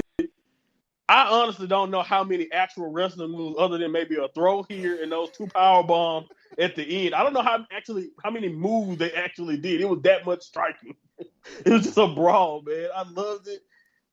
And just again, I had no clue who was gonna win, but I kind of after Drew cost Sheamus that first time, I was like, my pick is out. I was like, no way. It was too perfect. He hit the bro kick, everything was right, and Drew pulled him out. I was like, yeah, Even when he came close again, but that's how good this match was. It made you believe he could still win it. I thought even Maxwell was going to win. Yeah, I thought when he hit the yeah. table, Then you thought was Max going to do it. Yeah, no. Exactly. You didn't know what was going on until the end.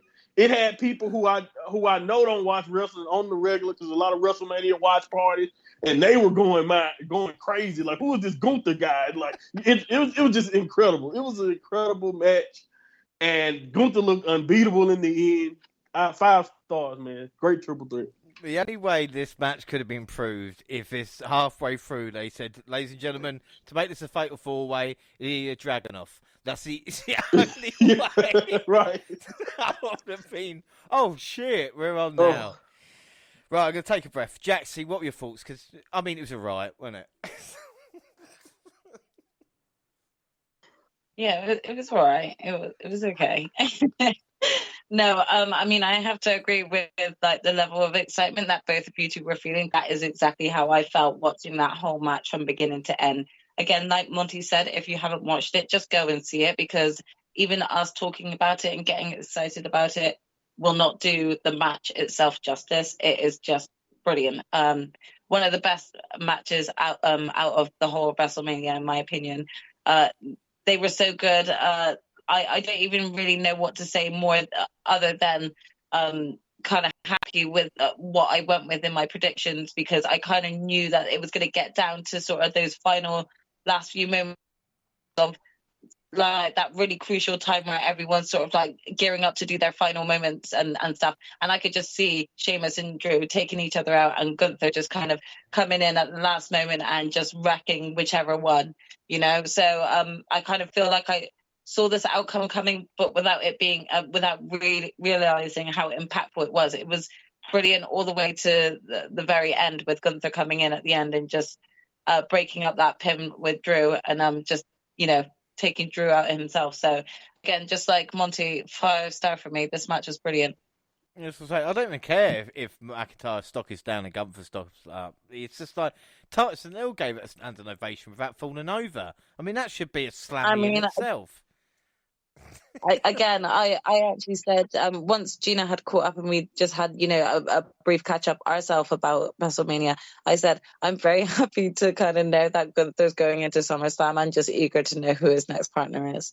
You know, that is who his next opponent is. Sorry. So that's the level of excitement that Gunther has actually brought to this title right now, and I'm just looking forward to seeing the next title reign. Like you said, yeah, 296 days. He's got to catch Honky Tonk.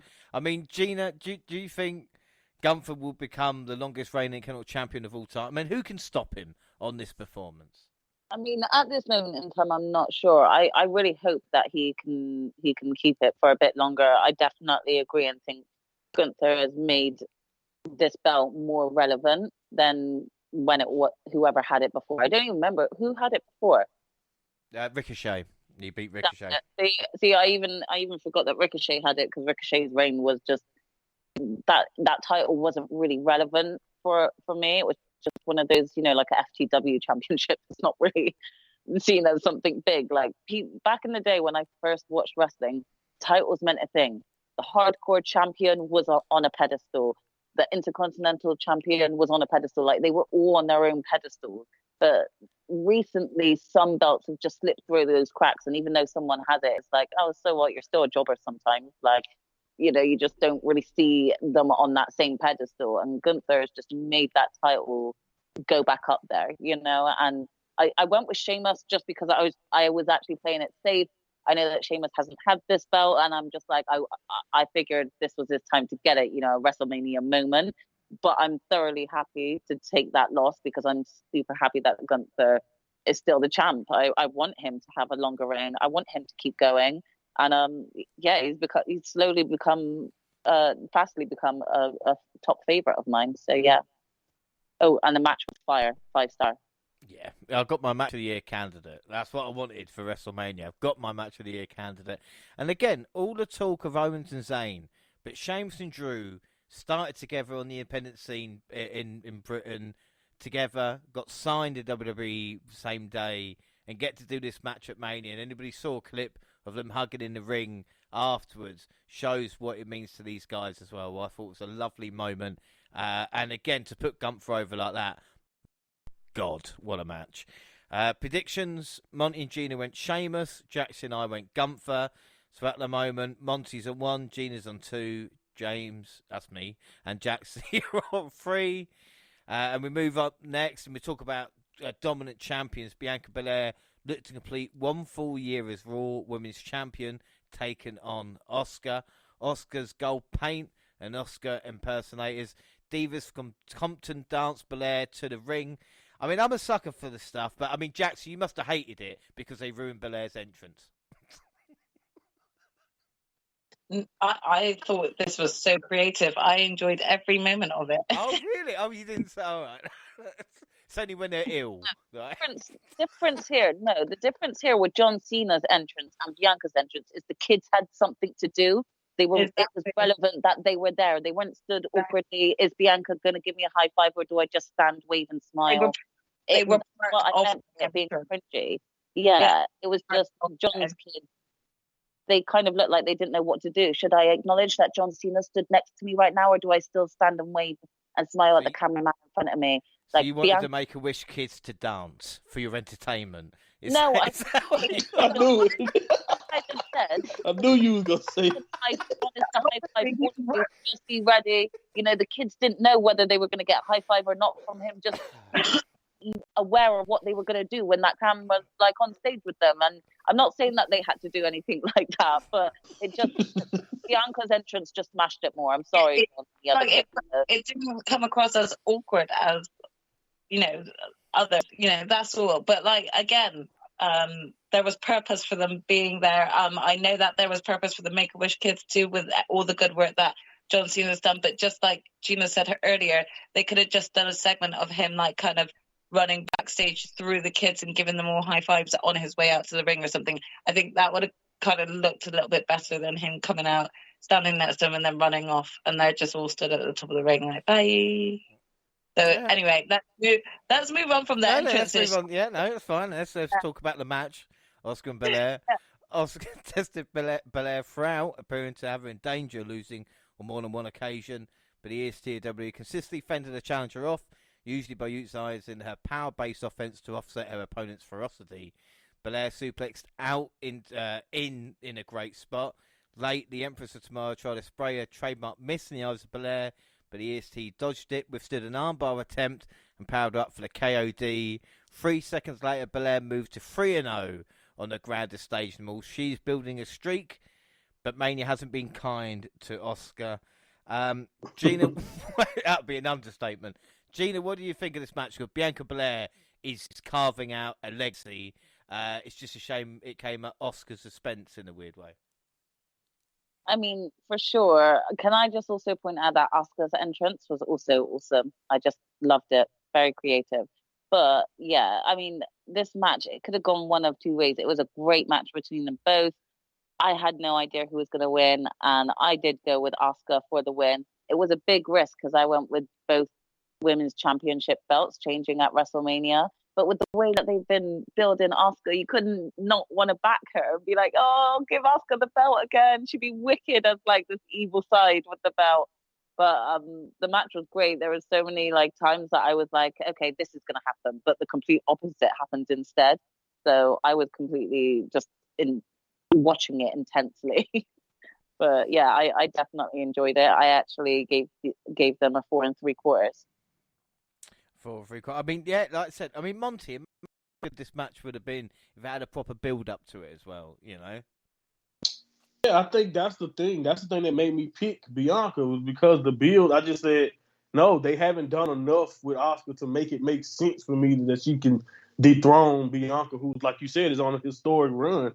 And, like, I know she has this dark side, but she really hasn't leaned into it enough. The one attack she did to Bianca was not brutal enough for me. Like, again, I wanted to be completely different than the Asuka. Right now, she just seems like a painted up version of the old Asuka with just a couple of different moves.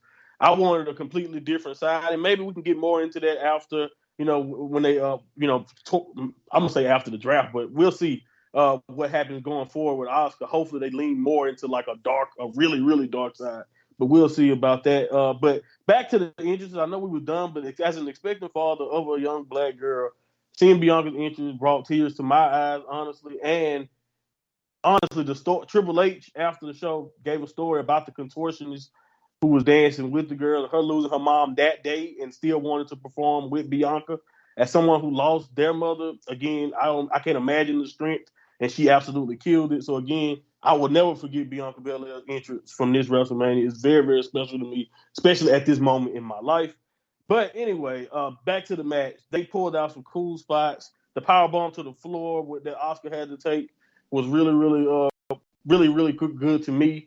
The match itself was getting compared to Rhea and Charlotte, and I just thought that wasn't necessarily fair, especially at the time because this was still fresh, and Rhea and Charlotte really captured everyone's imagination. But this was still a very good match with a really good finish to me because, again, showcasing Bianca's strength is one thing, but the strength it takes for her to do what she did, to do that KOD in a full squat of another human being on her shoulders, and then doing the KOD at the end, it was just beautiful. The insane amount of power that she has. It's just another impressive way to finish it. I'm with you guys. I hate that it had to be Asuka who's 0-5 and all of that. But, again, Bianca right now is, like you said, building the streak for herself.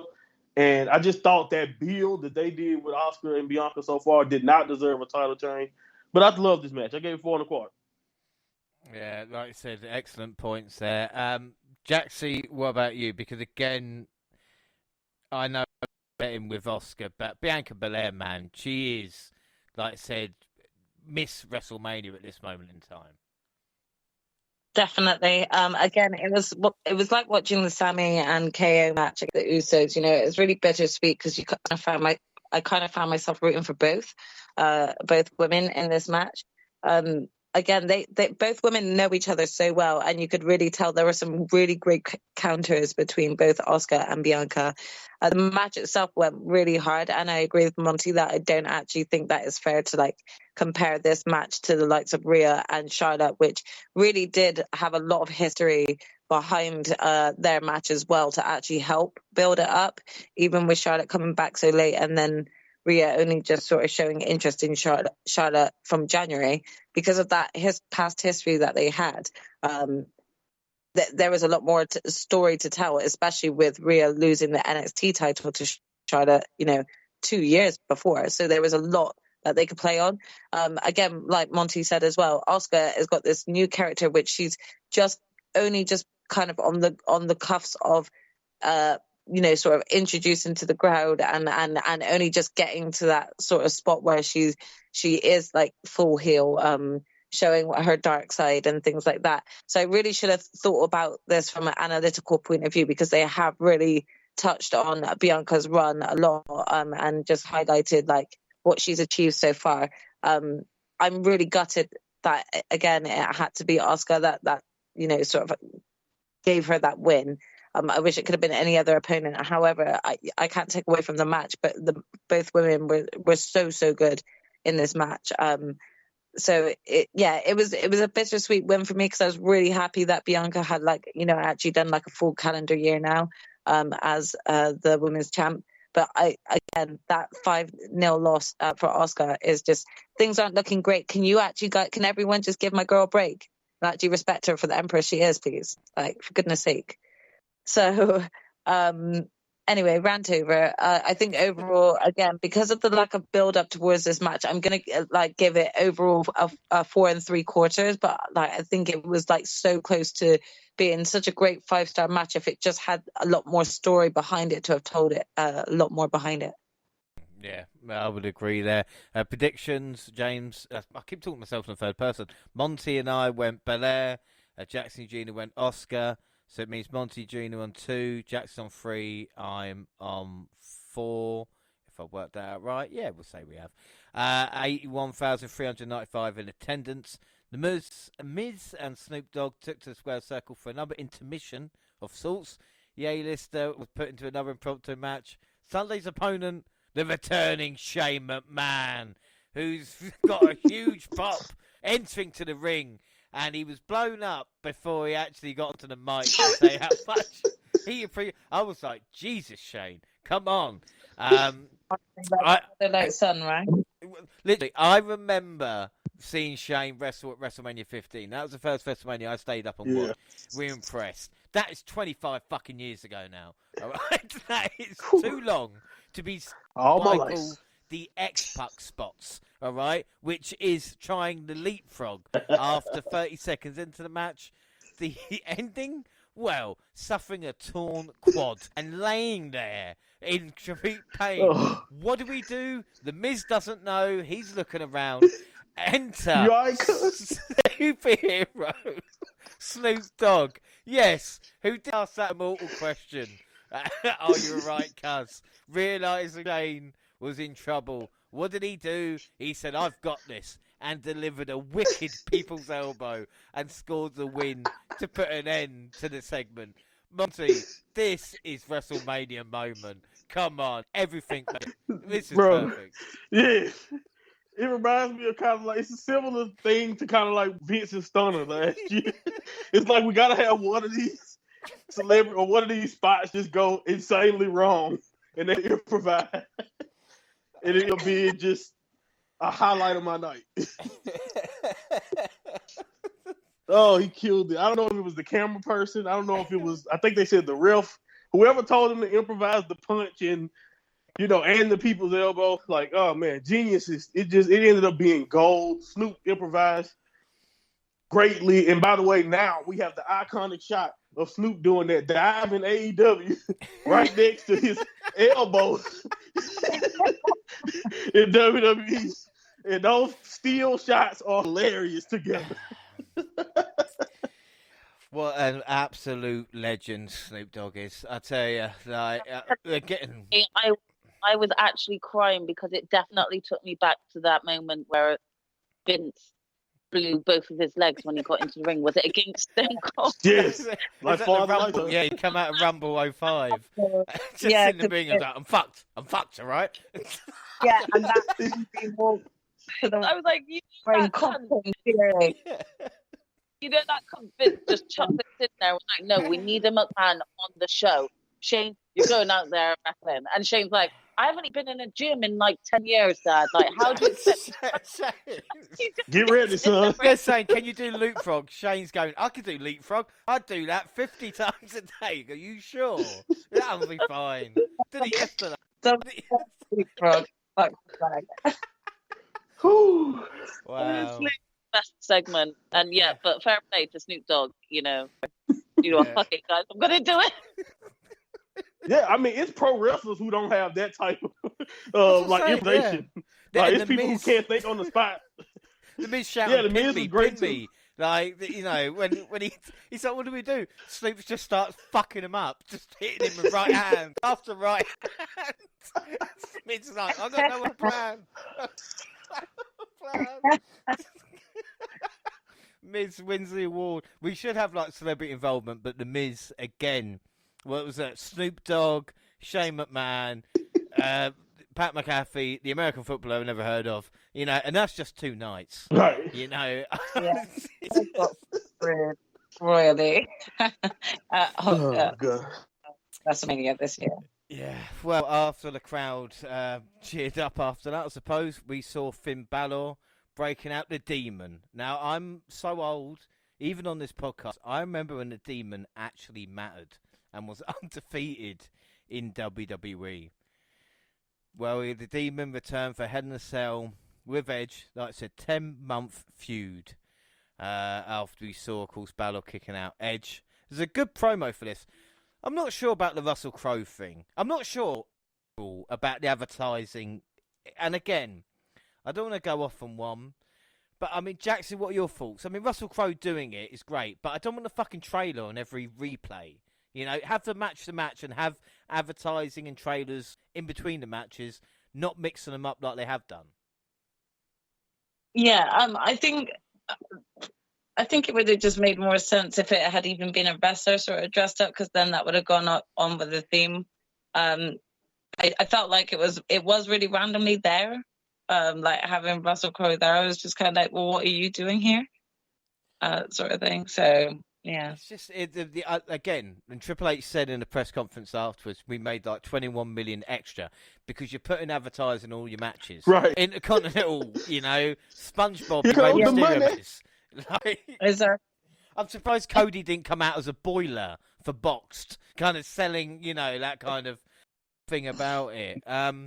Anyway, back to the Hell in a Cell. We had the old colour Hell in a Cell, and we had Brood Edge, even with Christian, don't say his name, on his back as well. And a really weird mask. And Edge being Edge, then the normal Edge coming out. And, of course, then the Demon making his entrance as well. And the Demon was dominant early, but a ladder to the head. They say this about Hell in a Cell, the most dangerous match type, but we will stop it if someone bleeds. That's how vicious this match type. No, stop. No, stop. The nasty gash then forced the match to be stopped for several minutes, with Edge just awkwardly walking around like I do. Just standing there. Just moving shit about. You know what I mean? Just, there's a chair, I'll move that. I'll put that ladder, I'll put the ladder up. That's... Like, oh, Edge, what are you doing now? What are you going to do next? It was awkward and cringy. You pick shoes up. Don't leave them there. No, I'm going to get them. Okay. Some crowd faces. Some crowd horrified faces or something. Jesus Christ. I mean, don't get me wrong. I know the cut was people's and stuff. I was about to say, when you saw picture after it made sense. I was now I get why they stopped it, because that gas looked horrible. Yeah, shit. Oh, that something bad was like going to come out after that gash. But seriously, seeing it after, I was like, cringe. I'm surprised they didn't stop it. Well, like I said, this is one of the things that does happen. And again, after the Shane McMahon thing, this is probably production team going, oh, for fuck's sake, we fucked it. We've gone. Now the Hell in a Cell match has to be stopped. Don't get me wrong, once it kicked into gear, it proved to be quite a good one, with quite a long story behind it. The weapons were purple and red and blue and stuff, I guess, a bit... It's like in Hell, I don't know, I've never been. And then we saw Balor deliver coup de grace, conveniently placed platform. I don't know when these platforms come, but hey, he missed and crashed through the table. Edge followed with... Never seen that before. No. Edge followed with a spear for a close 2 count, and then Edge finished him off with a concerto for the win. The Demon is not what he was. But Jaxie, we talked about the live show. I wasn't looking forward to this match. You were. Did it pay off for you? Yeah, I mean, again, what I have to admit is that we really did have, I agree with everything that you've said. We've had a lot of shenanigans throughout night 1 and 2, and this was no different. After seeing the cut, I mean, I have to actually give, just my utmost respect to Finn Balor for actually going through with kind of having the crew right there, just putting a numbing agent on him and stapling his head shut and carrying on like it's just a scratch or something. I honestly don't know how he did it, and I have to commend him a lot for that. The match itself, I really enjoyed between Edge and Finn. Of course, I was a little disappointed. I really did actually believe, Judgment Day were kind of have a clean sweep across WrestleMania to really just kind of force home that they are a force to be reckoned with. But yeah, sadly, my choice didn't come out on top. However, that does really kind of end the feud with Edge, which means that I'm kind of looking forward to seeing where Judgment Day go from here, especially with the draft coming up as well. So there was a lot of questions that was coming out of this match for me that I was just eager and excited to see going forward. I just want to put my thoughts out to Finn Balor, and I hope he has a speedy recovery. Wish him all the well. Would you score that? What would your score be? I really what it was. I'm going to give it a 4.5. 4.5. Yeah, that's fine. I mean, Gina, is this a case of Edge getting retribution, or does he just like beating up Bullet Club leaders at WrestleMania? He's done it to AJ, he's done it to Finn Balor. This way, Jay White went to AEW. Yeah, he's making it a bit of a challenge, that's for sure. And he's definitely making up his own kind of stats from that. But I definitely, it's not that I was against Edge for winning, but I do feel like Finn should have won it. I feel like with Rhea getting the win at WrestleMania as well, they're really kind of pushing Judgment Day. You don't really want them to be like half jobbers and half a champ, you know? So like, even though I'm looking forward to the upcoming feud that we've got with Judgment Day, possibly coming with the LWO, with Bad Bunny being involved, I can definitely see a face winning section for them there. So I'm trying to think, what are you going to do with Judgment Day here? I feel like Finn getting the win over Edge would have still been, even though Finn has been wrestling for a fuck long time, I definitely see him still having another like championship run himself in him. Whereas I don't really see that with Edge. I see more like Edge should have been like another passing of the torch type of match. All right, you know, Edge keeps falling to Finn, and Finn is finally going to take him out, especially with the beast, you know, the demon, Finn Balor. That's how I thought this was going to go, because I definitely feel like the Judgment Day deserved to get that push fully as a group. So I was slightly disappointed, but that's not saying that I dislike Edge in any way. So I'm happy he got the win, but I kind of don't know what they're going to do with the Judgment Day from here, because they're going to be like half champ with Rhea, but then half jobbers with the rest of the Judgment Day. So yeah, I'm interested to see how it goes, and I may be biased because of the purple. Don't at me. What was your score out of 5 for that one? Sorry. Oh, sorry, 4.5 for that one. 4.5. Yeah, I saw the red and purple weapons, and I thought I'm gonna see Jaxie and Gina in a Hell in a Cell match one day, and it's gonna be just like this. You know that. Monty, what about you? Monty, what are your thoughts on this match? Yeah, like you said, it was fun. I've seen better and definitely more brutal Hell in the Cell. That head injury kind of not only messed up the pacing, but it took you out of the situation that was going on here. Because again, while you're watching that awkward time go by, you're just thinking, oh man, they would have never stopped Hell in the Cell Armageddon because someone, like, you know, back in the day, the Hell in the Cell I grew up watching, like, who cares if his head is split open? And you can tell Finn actually didn't want to stop, but I understood, again, after watching that, I understood why they had to do that, and it makes sense, especially since he was a demon. Like, the story of the match, especially at that point, was Finn kept shrugging off everything, so making him stop because of that kind of ruined that part for him, honestly, in my opinion. Honestly, it was still good to me though, and he still kept surviving everything else Edge threw at him, other than that ladder. And you know, it was unique. I'll say about that attempt at the coup de grace. It was unique. I never, like you said, never seen that little spot there, but it was cool visual watching him jump up there. It was cool visual seeing it. And Edge fitting it into his story with Judgment Day with the concerto.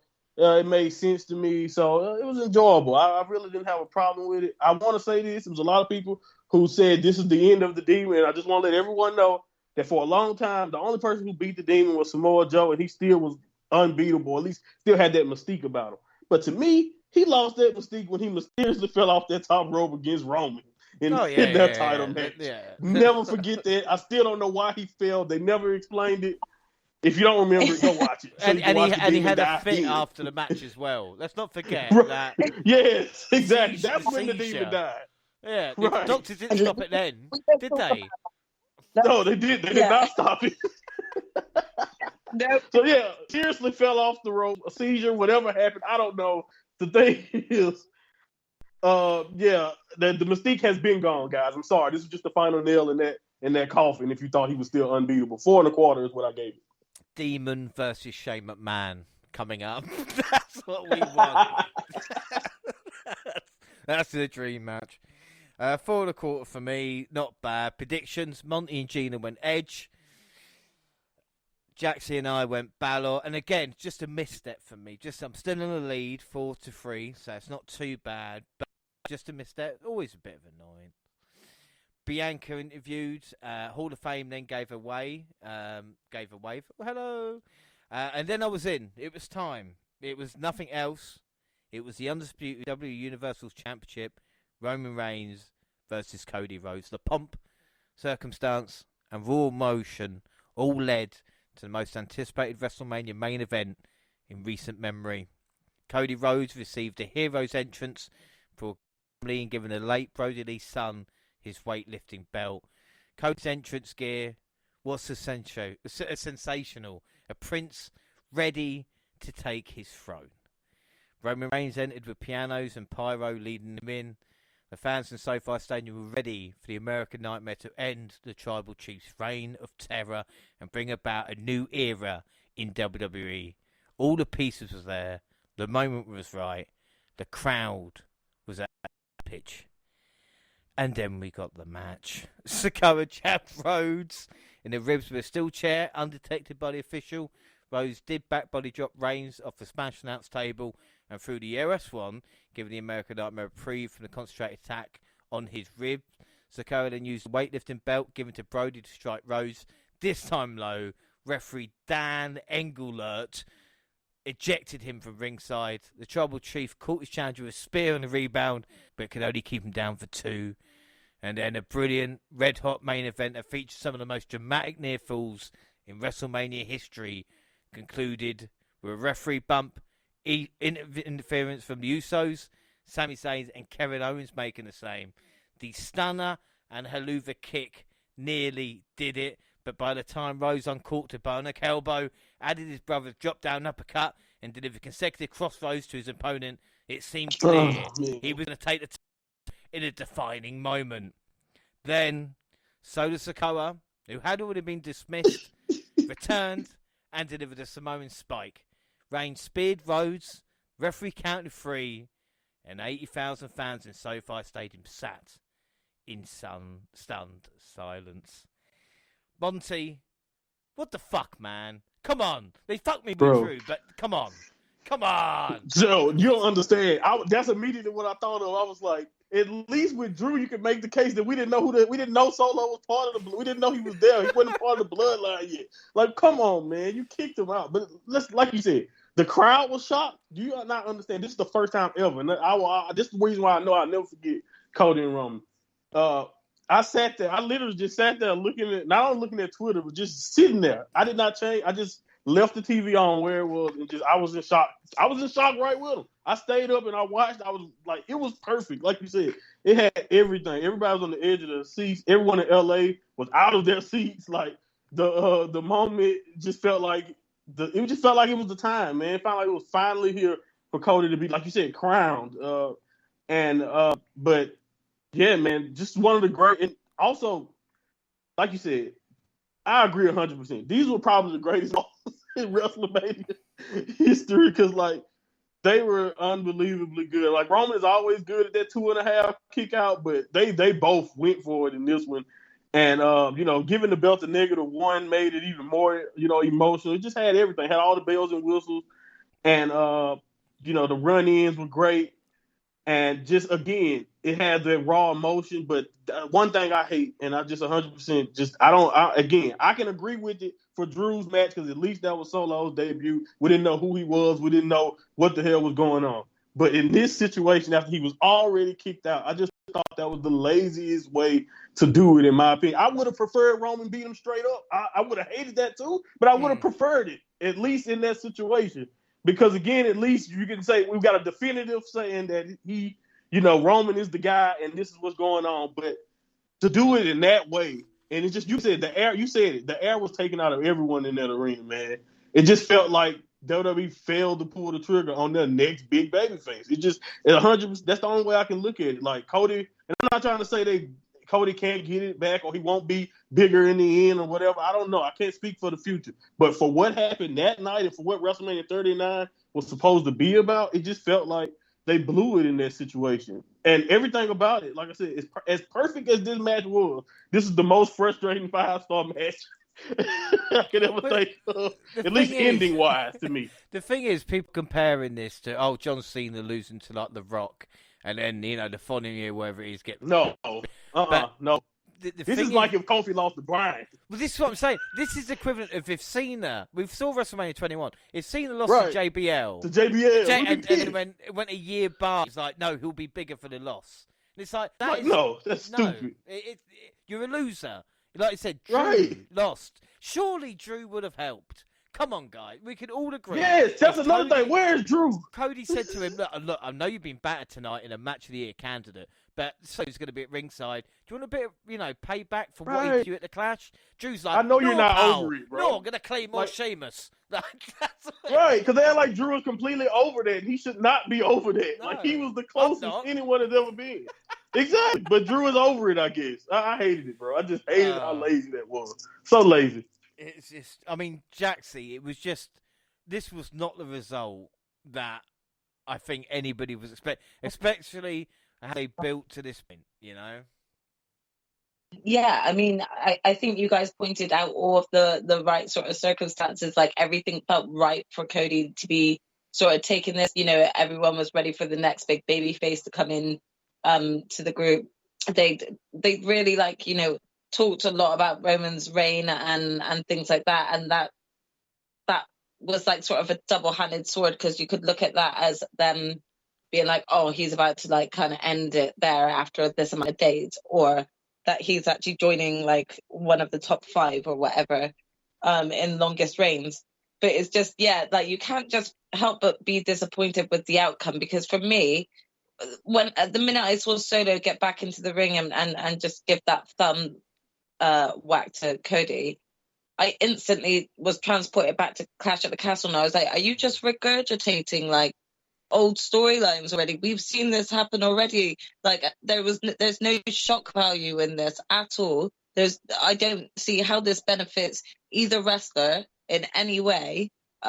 It was just kind of like, for me, it felt like one of those rushed decisions. And I know that there's like a lot of talk about, like, obviously Vince was around because of the Hall of Fame and stuff. I just don't know how last minute a decision maybe they changed it.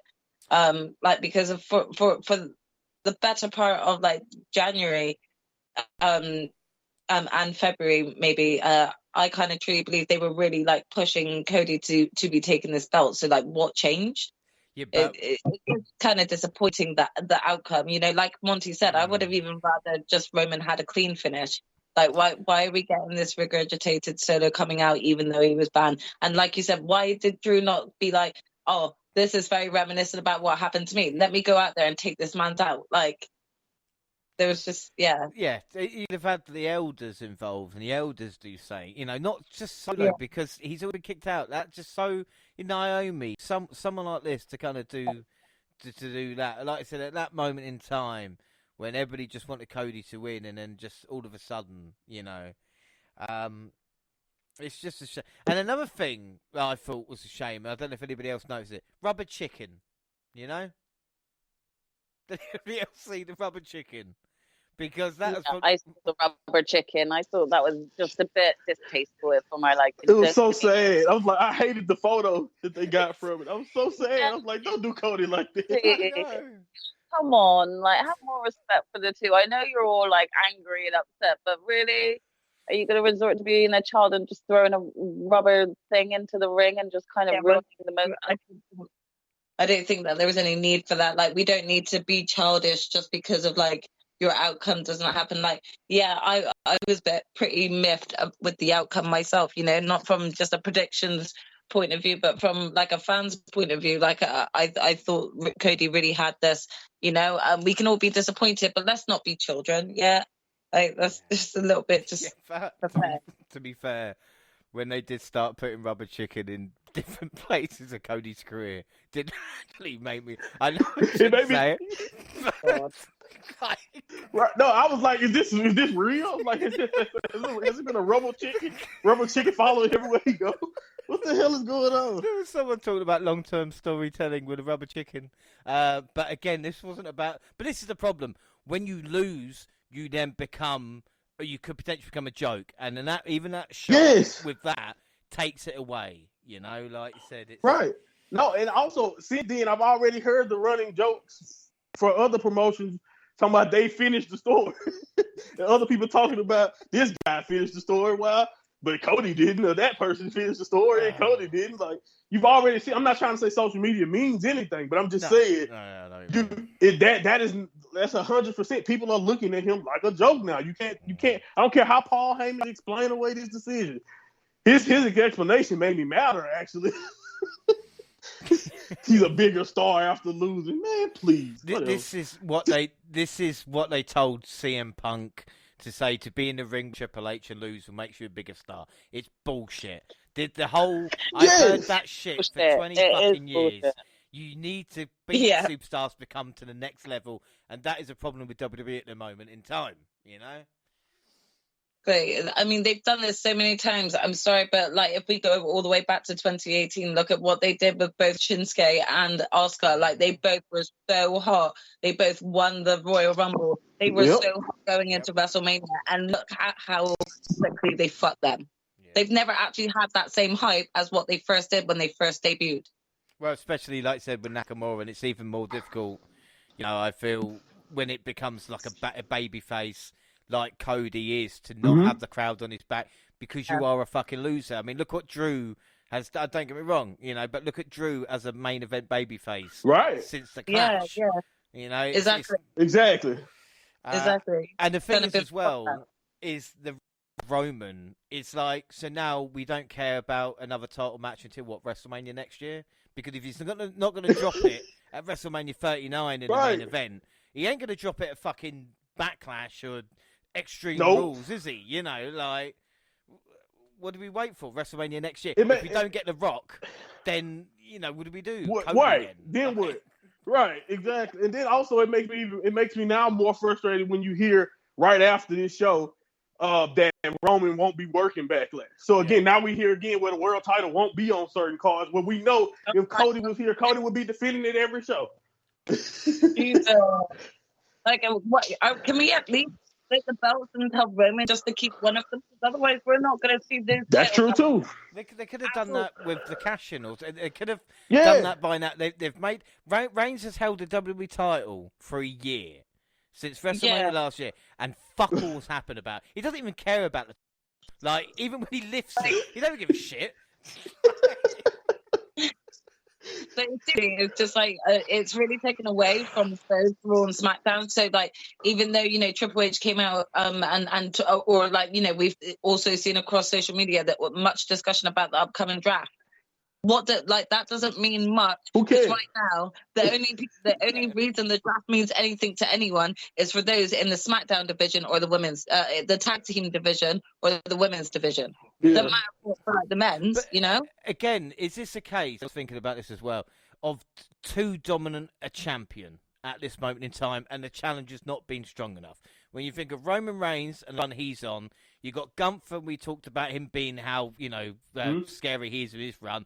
Belair's held the title for a year. I know Usos have just come off their reign, you know, obviously, and Zayn and Owens aren't going to lose it next month, are they? You know, so it's like, and you're not building up challenges. Look at Karrion Kross. Look at, you know, any of these wrestlers that you think put in a position. And it's like, you know, right now you've got probably there could be the most pressure on like the US title in terms of title defenses when it comes to Raw. Like, you know, if you don't keep that belt on Austin Theory and actually have him do significant work on it, then not only do you make Theory look like a joke, which has been his highs and lows constantly throughout the past 2 years, is like him being like pushed or seen as a joke. So if you actually take the belt off him, you're going to make him look like a joke. Mm-hmm. But like you're going to have him in consistent title runs. But you got to make those title runs like actually mean something. You know, you got to make us actually truly believe that like Theory could actually lose it as well. So it's a pretty hard, tough decision, place to be in with the title belts right now because everyone's stagnant. So really, I don't see the tag belts for the men's changing, but like the only significant change there will be the women's probably at some point. At some point, yeah. The contenders is is the biggest point to me, James. Like you said, not building contenders is the problem I have because if we had like a big, like a huge list of people that we know could be next up for Roman. You know, besides like, you know, but everyone you can think of is like, but they're not going to let him beat Roman. Like even Bobby Lashley, as dominant he is, we still haven't really seen a Roman Bobby Lashley clash. Do you truly believe? Jay White, they'll let him do it. then maybe I believe that there's somebody on the roster. But we already know that that's not happening. Right. Now. So Right, exactly. It's the same shit. It's Seth Rollins again because Seth Yeah, can it's say, Seth. you didn't beat me at the Rumble. And they ruined that with Cody losing because he beat Cody. He lost to Cody beat 3 him all fucking the time. times. Yeah. And Yeah, he's a Cody legitimate owned him. Randy Orton to return, you know, and you go, well, you're not going to get Orton to do that. Like, just right. unrealistic. And then again, do you believe Orton's going to win? That's the thing. Like, who can you think of that's on this roster that's still here that have not fought him besides Gunther? And that's another dominant champion. So again, besides Gunther, the only way they can rectify it is that, and I know you're going to go fuck off, but if Drew McIntyre wins Money in the Bank, cashed in the same night in the UK, and then it makes memories to yourself. Jane, that is never going to happen. I can dream. He can win, but he won't cash in. I can dream. He won't cash in now. I only want that to happen. Pretty Deadly to win the tag titles on the same night, and Sheamus to beat Gunther for the IC title. I don't ask for a lot, all right? So, what a show you're looking forward to.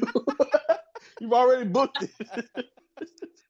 Yeah, Money in the Bank should be great. But we're talking about WrestleMania. I guess we all gave that main event 5 stars as well. Predictions. Well, we all went Cody, apart from Gina. Okay. Gina okay. went Roman Reigns. What this means, I cannot. Gina, is that you have now level with me on 4, which means, let's go. Incredibly, I have not lost my streak, but Gina has won both nights of WrestleMania. Well done, Gina. Yay! Yeah. I the G slide, but I'm also gonna just confess and say I went safely, and I knew that the Usos were gonna lose their belts. The story with Sami and Kevin was just too close to home and just too long standing for them not to take the belts off the Usos, and I couldn't see the bloodline all losing throughout WrestleMania. I kind of thought to myself, no, Roman's not going to be losing at this point. I reckon they're going to keep it on him still. So that's the only reason I went with him. I thought it was a safer bet to go with, just because of that. But I'm lucky because it paid off. So, Jaxie sounds well happy. What it means, for Gina is that not only does she obviously get the WWE pay-per-view point, she gets a bonus point for winning both nights as well. So at the moment, WWE pay-per-view league, Monty, James and Gina are all on 2 points. Jaxie's on 0. But again, WrestleMania Backlash coming up can change it all. And of course, the bonus league as well. Jaxie on 9, Monty on 11, Gina now on 12. I'm on 13. And of course, we've got Stand and Deliver next weekend, where there'll be a bonus point on the line as well. So Gina theoretically could be level with me next weekend. As for night 2 overall, match of the night, I fucking Intercontinental title. What about you, match of the night for night 2? Sorry, was that me that you asked? Yeah, go on then. Match of the night, go on. When you said the name, so I don't know if you said mine. Fine. I just get so excited. I mean, literally, I want to say a few matches were a match of the night, but I'm going with that Intercontinental title match. It was just awesome. Yeah, it really, really was. It really was great. Monty, calm down. Oh, sorry. I'm the only thirsty one in this team, okay? Don't take that title from me too. You wait till Money in the Bank when Drew wins, and you'll see my tubby ass running towards him, getting stopped by security. So, Monty, what's your match of the night? For night 2? No, triple threat. It's no, I can't reward that damn ending. No, good. Jaxie, what about you? Are you going to go for the dark side, or are you going to come to us? Come with us. Yeah, probably do the same, to be honest. And Jaxie, what's got you? Who is your MVP of the night and your score out of 10? I'm actually going to give my MVP to Finn Balor. I think he did tremendously well for getting staple gun to close.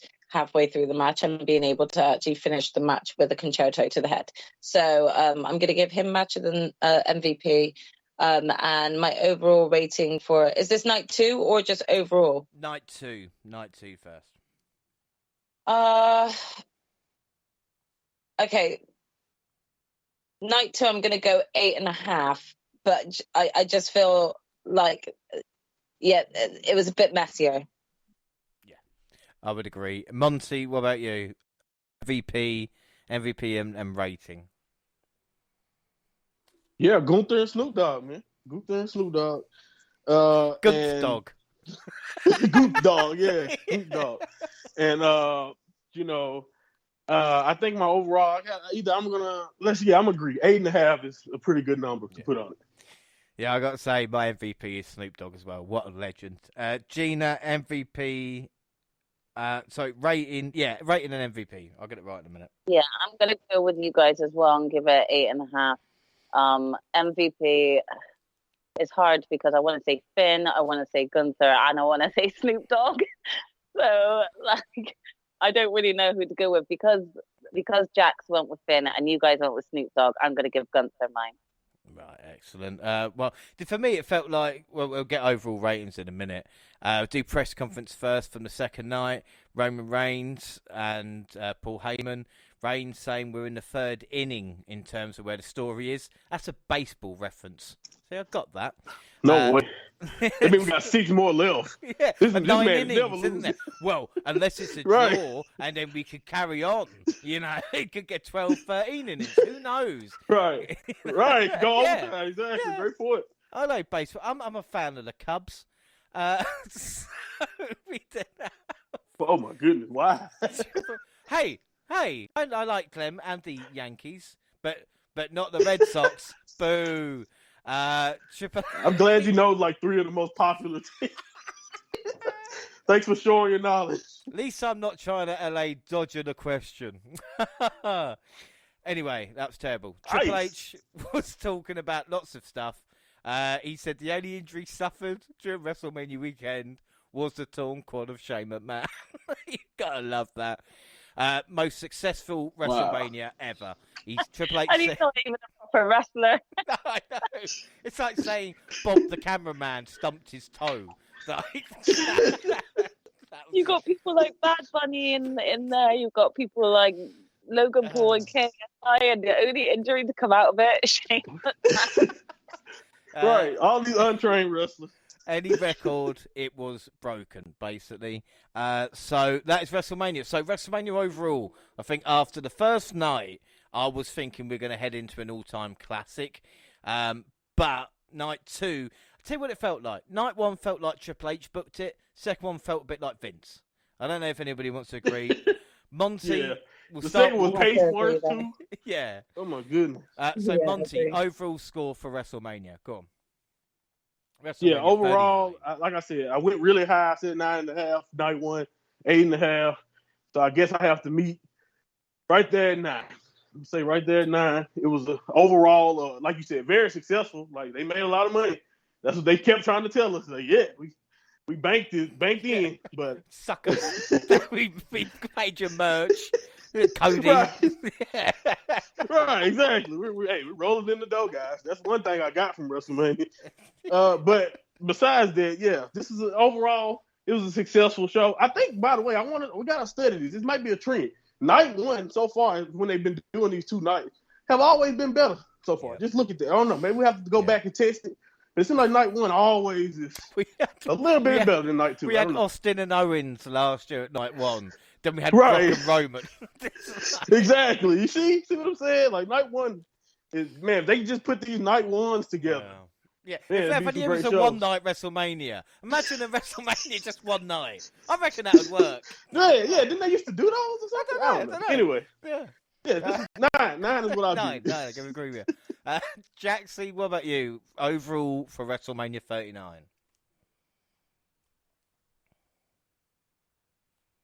Yeah, I'm gonna give it like an 8 3/4 for overall.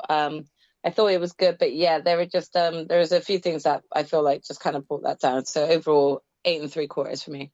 And finally, Gina, what was your score? How did you rate WrestleMania? Overall, I'm going to give it 8 3/4 as well. Not quite 9, but yeah, 8 3/4 is good. Yeah, I'm going to give it a 9. Not better than last year's, I don't think. Maybe a couple of things. I do like a lot of fireworks and the bigger entrance. I think Blair's entrance last year still sticks with me. Remember how good it was. Right, 3 things to cover before we round up and finish. First off, the Raw after WrestleMania. Brock attacked Cody. That was basically it for the whole show. See? Yeah, that was the worst Raw after Mania ever, probably. Like Monty, you could say, yeah, Yeah, it was like shit, wasn't nothing it? happened. Oh, they Nothing wasted happened. so much damn time. Nothing Yeah. happened. Oh my goodness, it was. Yeah, it was really bad. was It was ridiculous. bad. It was really It was bad. so boring all the way up until like that main event. It was so boring, and then that happened, and I was just like, "Why? Why did you even bother involve yourself in the first place, Brock? Are you not bored yet? Can you not just go away for a bit again? Like, I don't even get why you're now involved. Like, why? Like, it would have made more sense for Brock to have come out at WrestleMania and cost Cody the match." This is the thing. It would have done. If he'd have come out and faced Reigns, you would have think, oh shit, he's going to stop Solo and then turn an F5 Cody. I would have been more happy with that than what happened on Raw. You know what I mean? Like, Yeah, and then it made Obviously Paul Forza. Heyman again. It made Love Paul to have Heyman frustrated a me. bit of the match. At least give us a bit of the match. I would have loved Yeah, to that's see true too. in a tag match. I've never seen a tag Yeah, match. like screw the match. Just attack him. I'm gonna end the show. Like, and Right? Cody after, like, or you don't even have to end the match. Just be like, fuck it. I don't want to be on your team anymore, Cody. I actually hate you too. And then I do did it love like how Roman got out of there, by you the way. see a little bit. Yeah, River backs up and quickly he was like, "Boy, I ain't having nothing to do with this." Right, let's go. Solo's like, come on, I'll spike him. And it's like, no, It Solo. wasn't even funny enough to have Solo and the Usos come running down the ramp, and then as they're running down the ramp, then Brock turning then, and them just stopping. Like, do we just back up, or Brock doing the job for us? You know, this made me mad at Paul Heyman's comments too, by the way, because it's like, how is he a bigger star? Right. If you could, he would have been a bigger star as the champion getting attacked by Brock the next night, possibly. Because then it would have made sense. Because Brock can't challenge Roman, he can challenge Cody now. So again, I don't know. Yeah, it was Look, really stop weird. bringing I mean, common if sense. you, Right. Yeah. Right, Stop the exactly. common Stop sense using your here. brain, guys. Right. Too do logical. you know what it is? Like, especially like by Monday, all the news about like Vince having like potentially had some input was running around anyway, and all I could see is Vince all over this. Like, Brock, yeah, you're gonna go into a tag team match with Cody, and then you're gonna like screw him over Did in the you last see the minute, Seth and it's Rollins? like, why? Seth Rollins as well being told that segment was cut halfway through Yeah. when he came out Raw as well. Like, it's just Just so he can come crowd Yeah. direct. It was stupid. And It was Bailey's not out with Damage Control. Like, why would Bailey not be out with Damage Control? She's been out with them every single week. Like, how does that make sense? Well, the warning sign is when Triple H comes out and goes, everything's fine. Everything's fine. And Everything's the house fine. is on fire. And he goes, no, don't look at the house. No, we're all fine. Everything's good. We are normal. NXT. Oh, sorry, WWE. No, we're fine. Like, you know, blah, blah, blah. It's like, no, everything's fine. So that was Raw. And then SmackDown, we see Triple H announcing the draft. And then looks like the Sami Zayn situation is going to continue with the Usos. Paul Heyman told Solo, he solves the Sami Zayn problem, you solve our problems today. I thought this was over at Mania. Even KO said that. I thought this was... Right. Right. Like, I swear, Sammy looked like the biggest idiot ever. I'm just like, I understand he was close to Jay, but I really did not understand why Sammy was expecting. What was he expecting at this point? Like, at this point, you let Jay figure it out on his own. If Roman's going to turn on him, let it happen, or whatever's going to happen, you let that go. I do not understand why Sammy still cares.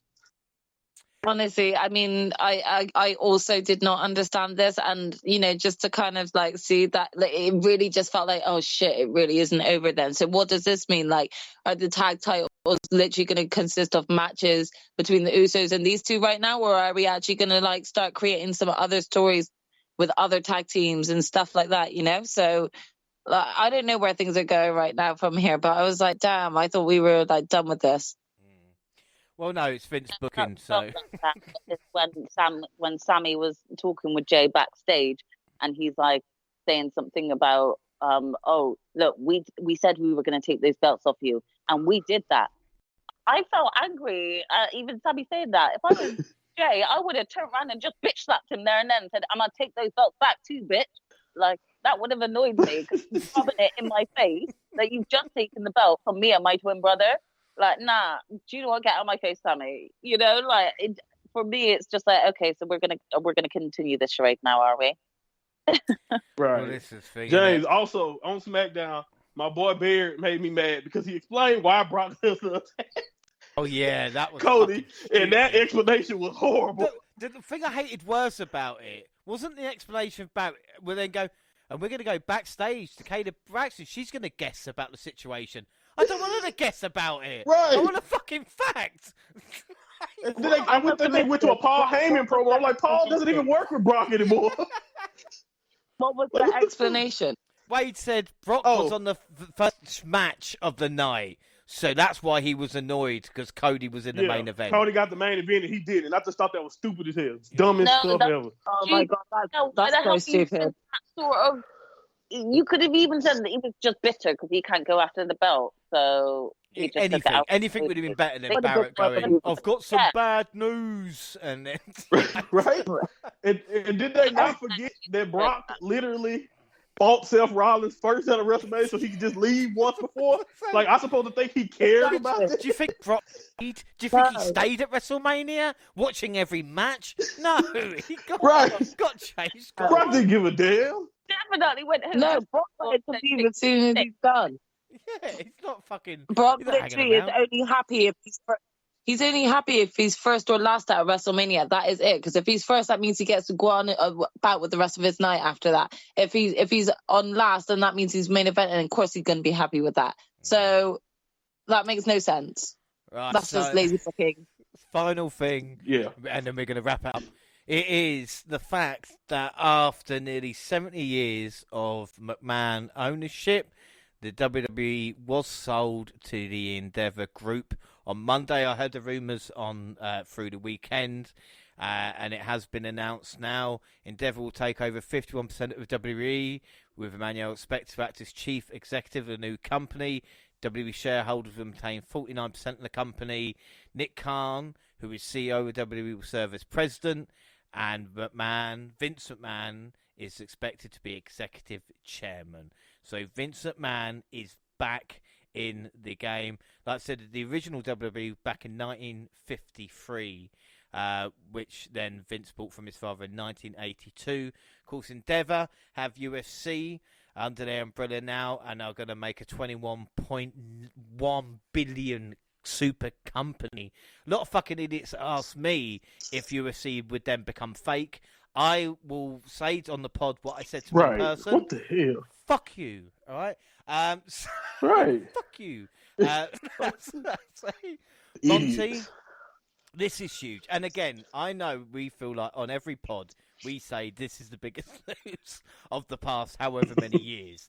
But WWE being sold is huge news. But I don't think much changing.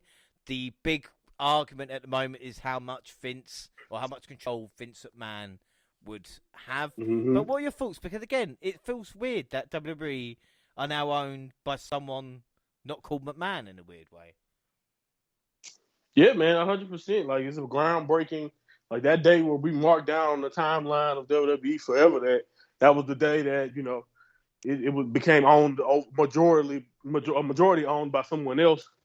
And, I just want to say, for someone like me who grew up watching both WWE and UFC, and knowing that, you know, I don't know, these fan bases, we like each other, but at the same time, they don't like each other.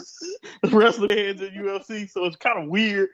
And then I know it used to be way worse. Like, oh man, the MMA guys used to just shit on wrestling as much as they could. Yeah, you know, they shit on it all the time. But now, you know, we've kind of blended those things. You know, guys like Brock Lesnar probably helped that out a bit. But, you know, we had a lot of crossover, and it's just much different now.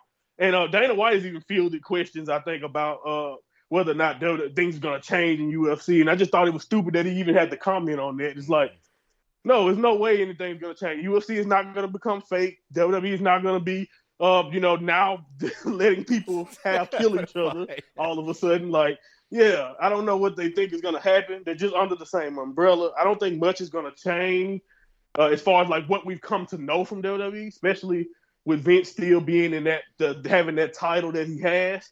And I know that's controversial, and as it should be when it comes to Vince being back in power and all of that. But honestly, to me, when I watched the little interview that Vince and the guys did on TV, and I think it's Ari, and I have to say one thing, and I'm sorry, I should be taking this way more seriously, but Vince's mustache, oh my goodness, what a mustache! Oh my God, the most hilarious look ever. By the way, he's older than both those men he was sitting with, James. He dyed his hair. And he got all the dye. Decided for the moustache. That mustache. He looks horrible. Yeah, I can't even pull no punches about it. I saw a great edit. I don't know how many people play Street Fighter, but they had him with the M. Bison hat on. Perfect. I love it. He looked just like M. Bison. Brilliant. It was a great edit. But yeah, I honestly, as big as that news was, James, I just could not escape the jokes about how horrible his mustache looked. But it's almost like they do it intentionally. Like, I can't explain Vince doing that rather than just trying to make people think different of what's going down. You know, like you said. Fair, that's true.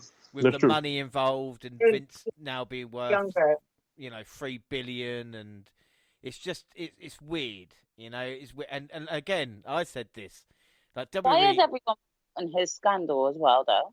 Yeah, but it'd be a cold, dead body. Vince won't give it up. You know, like I said, money, this is the thing. And again, I don't want to go off on a tyrant here, but I am sick of predominantly older white men moaning about how hard they have it when they're a fucking multi-billionaires. Will be former presidents of countries, former presidents of companies. And again, I don't want to, it just makes me fucking sick. It really does. Yeah.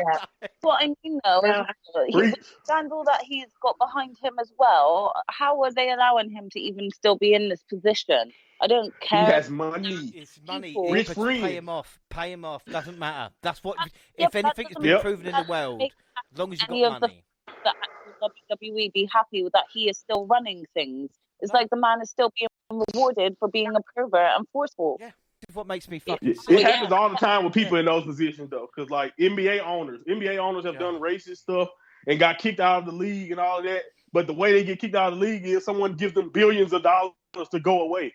So they just you get billions of dollars even though you're a horrible human being. So you really literally get rewarded when you sell. And Vince is similar to those people because he's in a position where he has those type of friends that can protect his position. Because he was talking about being done with wrestling. At least that's what he said. He said he really was done. But Ari, the guy from the owner of Endeavor, talked him into this. Probably because he saw it was a great asset, to add to Endeavor. I think that's probably a little bit that what went into it. But when you've got Ari, you've got Dana White and Vince McMahon in his head, he's saying these are the two greatest promoters of all time. Exactly. Regardless as to what scandals are behind his name, like there is still power behind his name as well, and that's literally what keeps him in the moneymaker seat. Well, look at again, not comparing him to like Epstein or some, but there is a history of people kind of like I said hiding behind money, and Vince McMahon again will probably die. There's a video of Dana White hitting his wife. Oh yeah, fucking just a couple months ago. Slapping a woman. Well, of course she slapped he just apologized and they move on. Yeah, come on, move on. It's on Twitter. What's it matter? I didn't want to end this podcast so kind of negatively, but again, what can you do? Sometimes life is shit. Yeah. What a good 8 months it was when we were sure Triple H was just doing it. What a good 8 months. I think let's just leave it on a question, which would be, where does WWE as a company go from here, and what changes will we see within the company coming up in the next few pay-per-views? I mean, creatively, story-wise, with a lot of like backstage rumors right now about wrestlers being very unhappy and morale being low again. Just kind of seeing where the future lies for WWE as a company and for the wrestlers that are still currently tied to it. I've heard there's a few rumors of wrestlers already contemplating letting their contract run out so that they can sign elsewhere. There's again a lot that's probably going to change over the next few months within WWE. Whether or not that's for the positive or negative, we'll be here to drop you all the news. That's actually an excellent point, because, like I said, the next few, we know WrestleMania Backlash, Puerto Rico. We know Crown Jewel will be Saudi Arabia. We know Money in the Bank will be in London. Again, it's SummerSlam to see, because last year it was Triple H to show this is kind of his beginning. Will SummerSlam, like I said, be more Vince McMahon or Triple H? And like I said, that's what we're here to kind of find out. So, yeah, excellent way to end. That is it then. Don't forget, across social media, Twitter at the WNR Podcast, I'm at the WNR JR. You can find the entire WNR team on the Twitter banner. Monty, where can people listen and find you? At Mind Monty Pod on Twitter, or click the link in my bio. You can listen to my newest pod. Or you can go to YouTube, type in Mind Monty there. Go to the channel, watch my latest uploads where I kind of review. I gave my thoughts, my raw. By the way, I gave my raw thoughts right after the show. So I was really, I gave a rant. Right. I gave a rant right after the show about Cody. So go check that out on YouTube if you have it. And my next pod, I'm going to be reviewing the wonderful show that was Sakura Genesis for New Japan, coming right off the New Japan Cup. It was. I just wanted to give a nice little teaser. New Japan is back. That's what a lot of New Japan fans have been saying. The pandemic was rough on New Japan, but this show really felt like they're back to what they were doing pre-pandemic. So, yeah, please, if you haven't checked out Sakura Genesis, do that. And if after that, check out my podcast when I review Sakura Genesis. Excellent. Jaxie, where can people find you? I'm across both Twitter and Instagram at Jaxie Scarlett. And finally, Gina. You can find me at Purple Pain with an E on the end.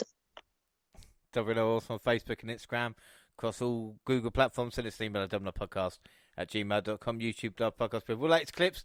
Podcasts go up at the same time on YouTube. Do SoundCloud on your phone, also Spotify and iTunes, where you can download, subscribe, rate, and review there. So that is it.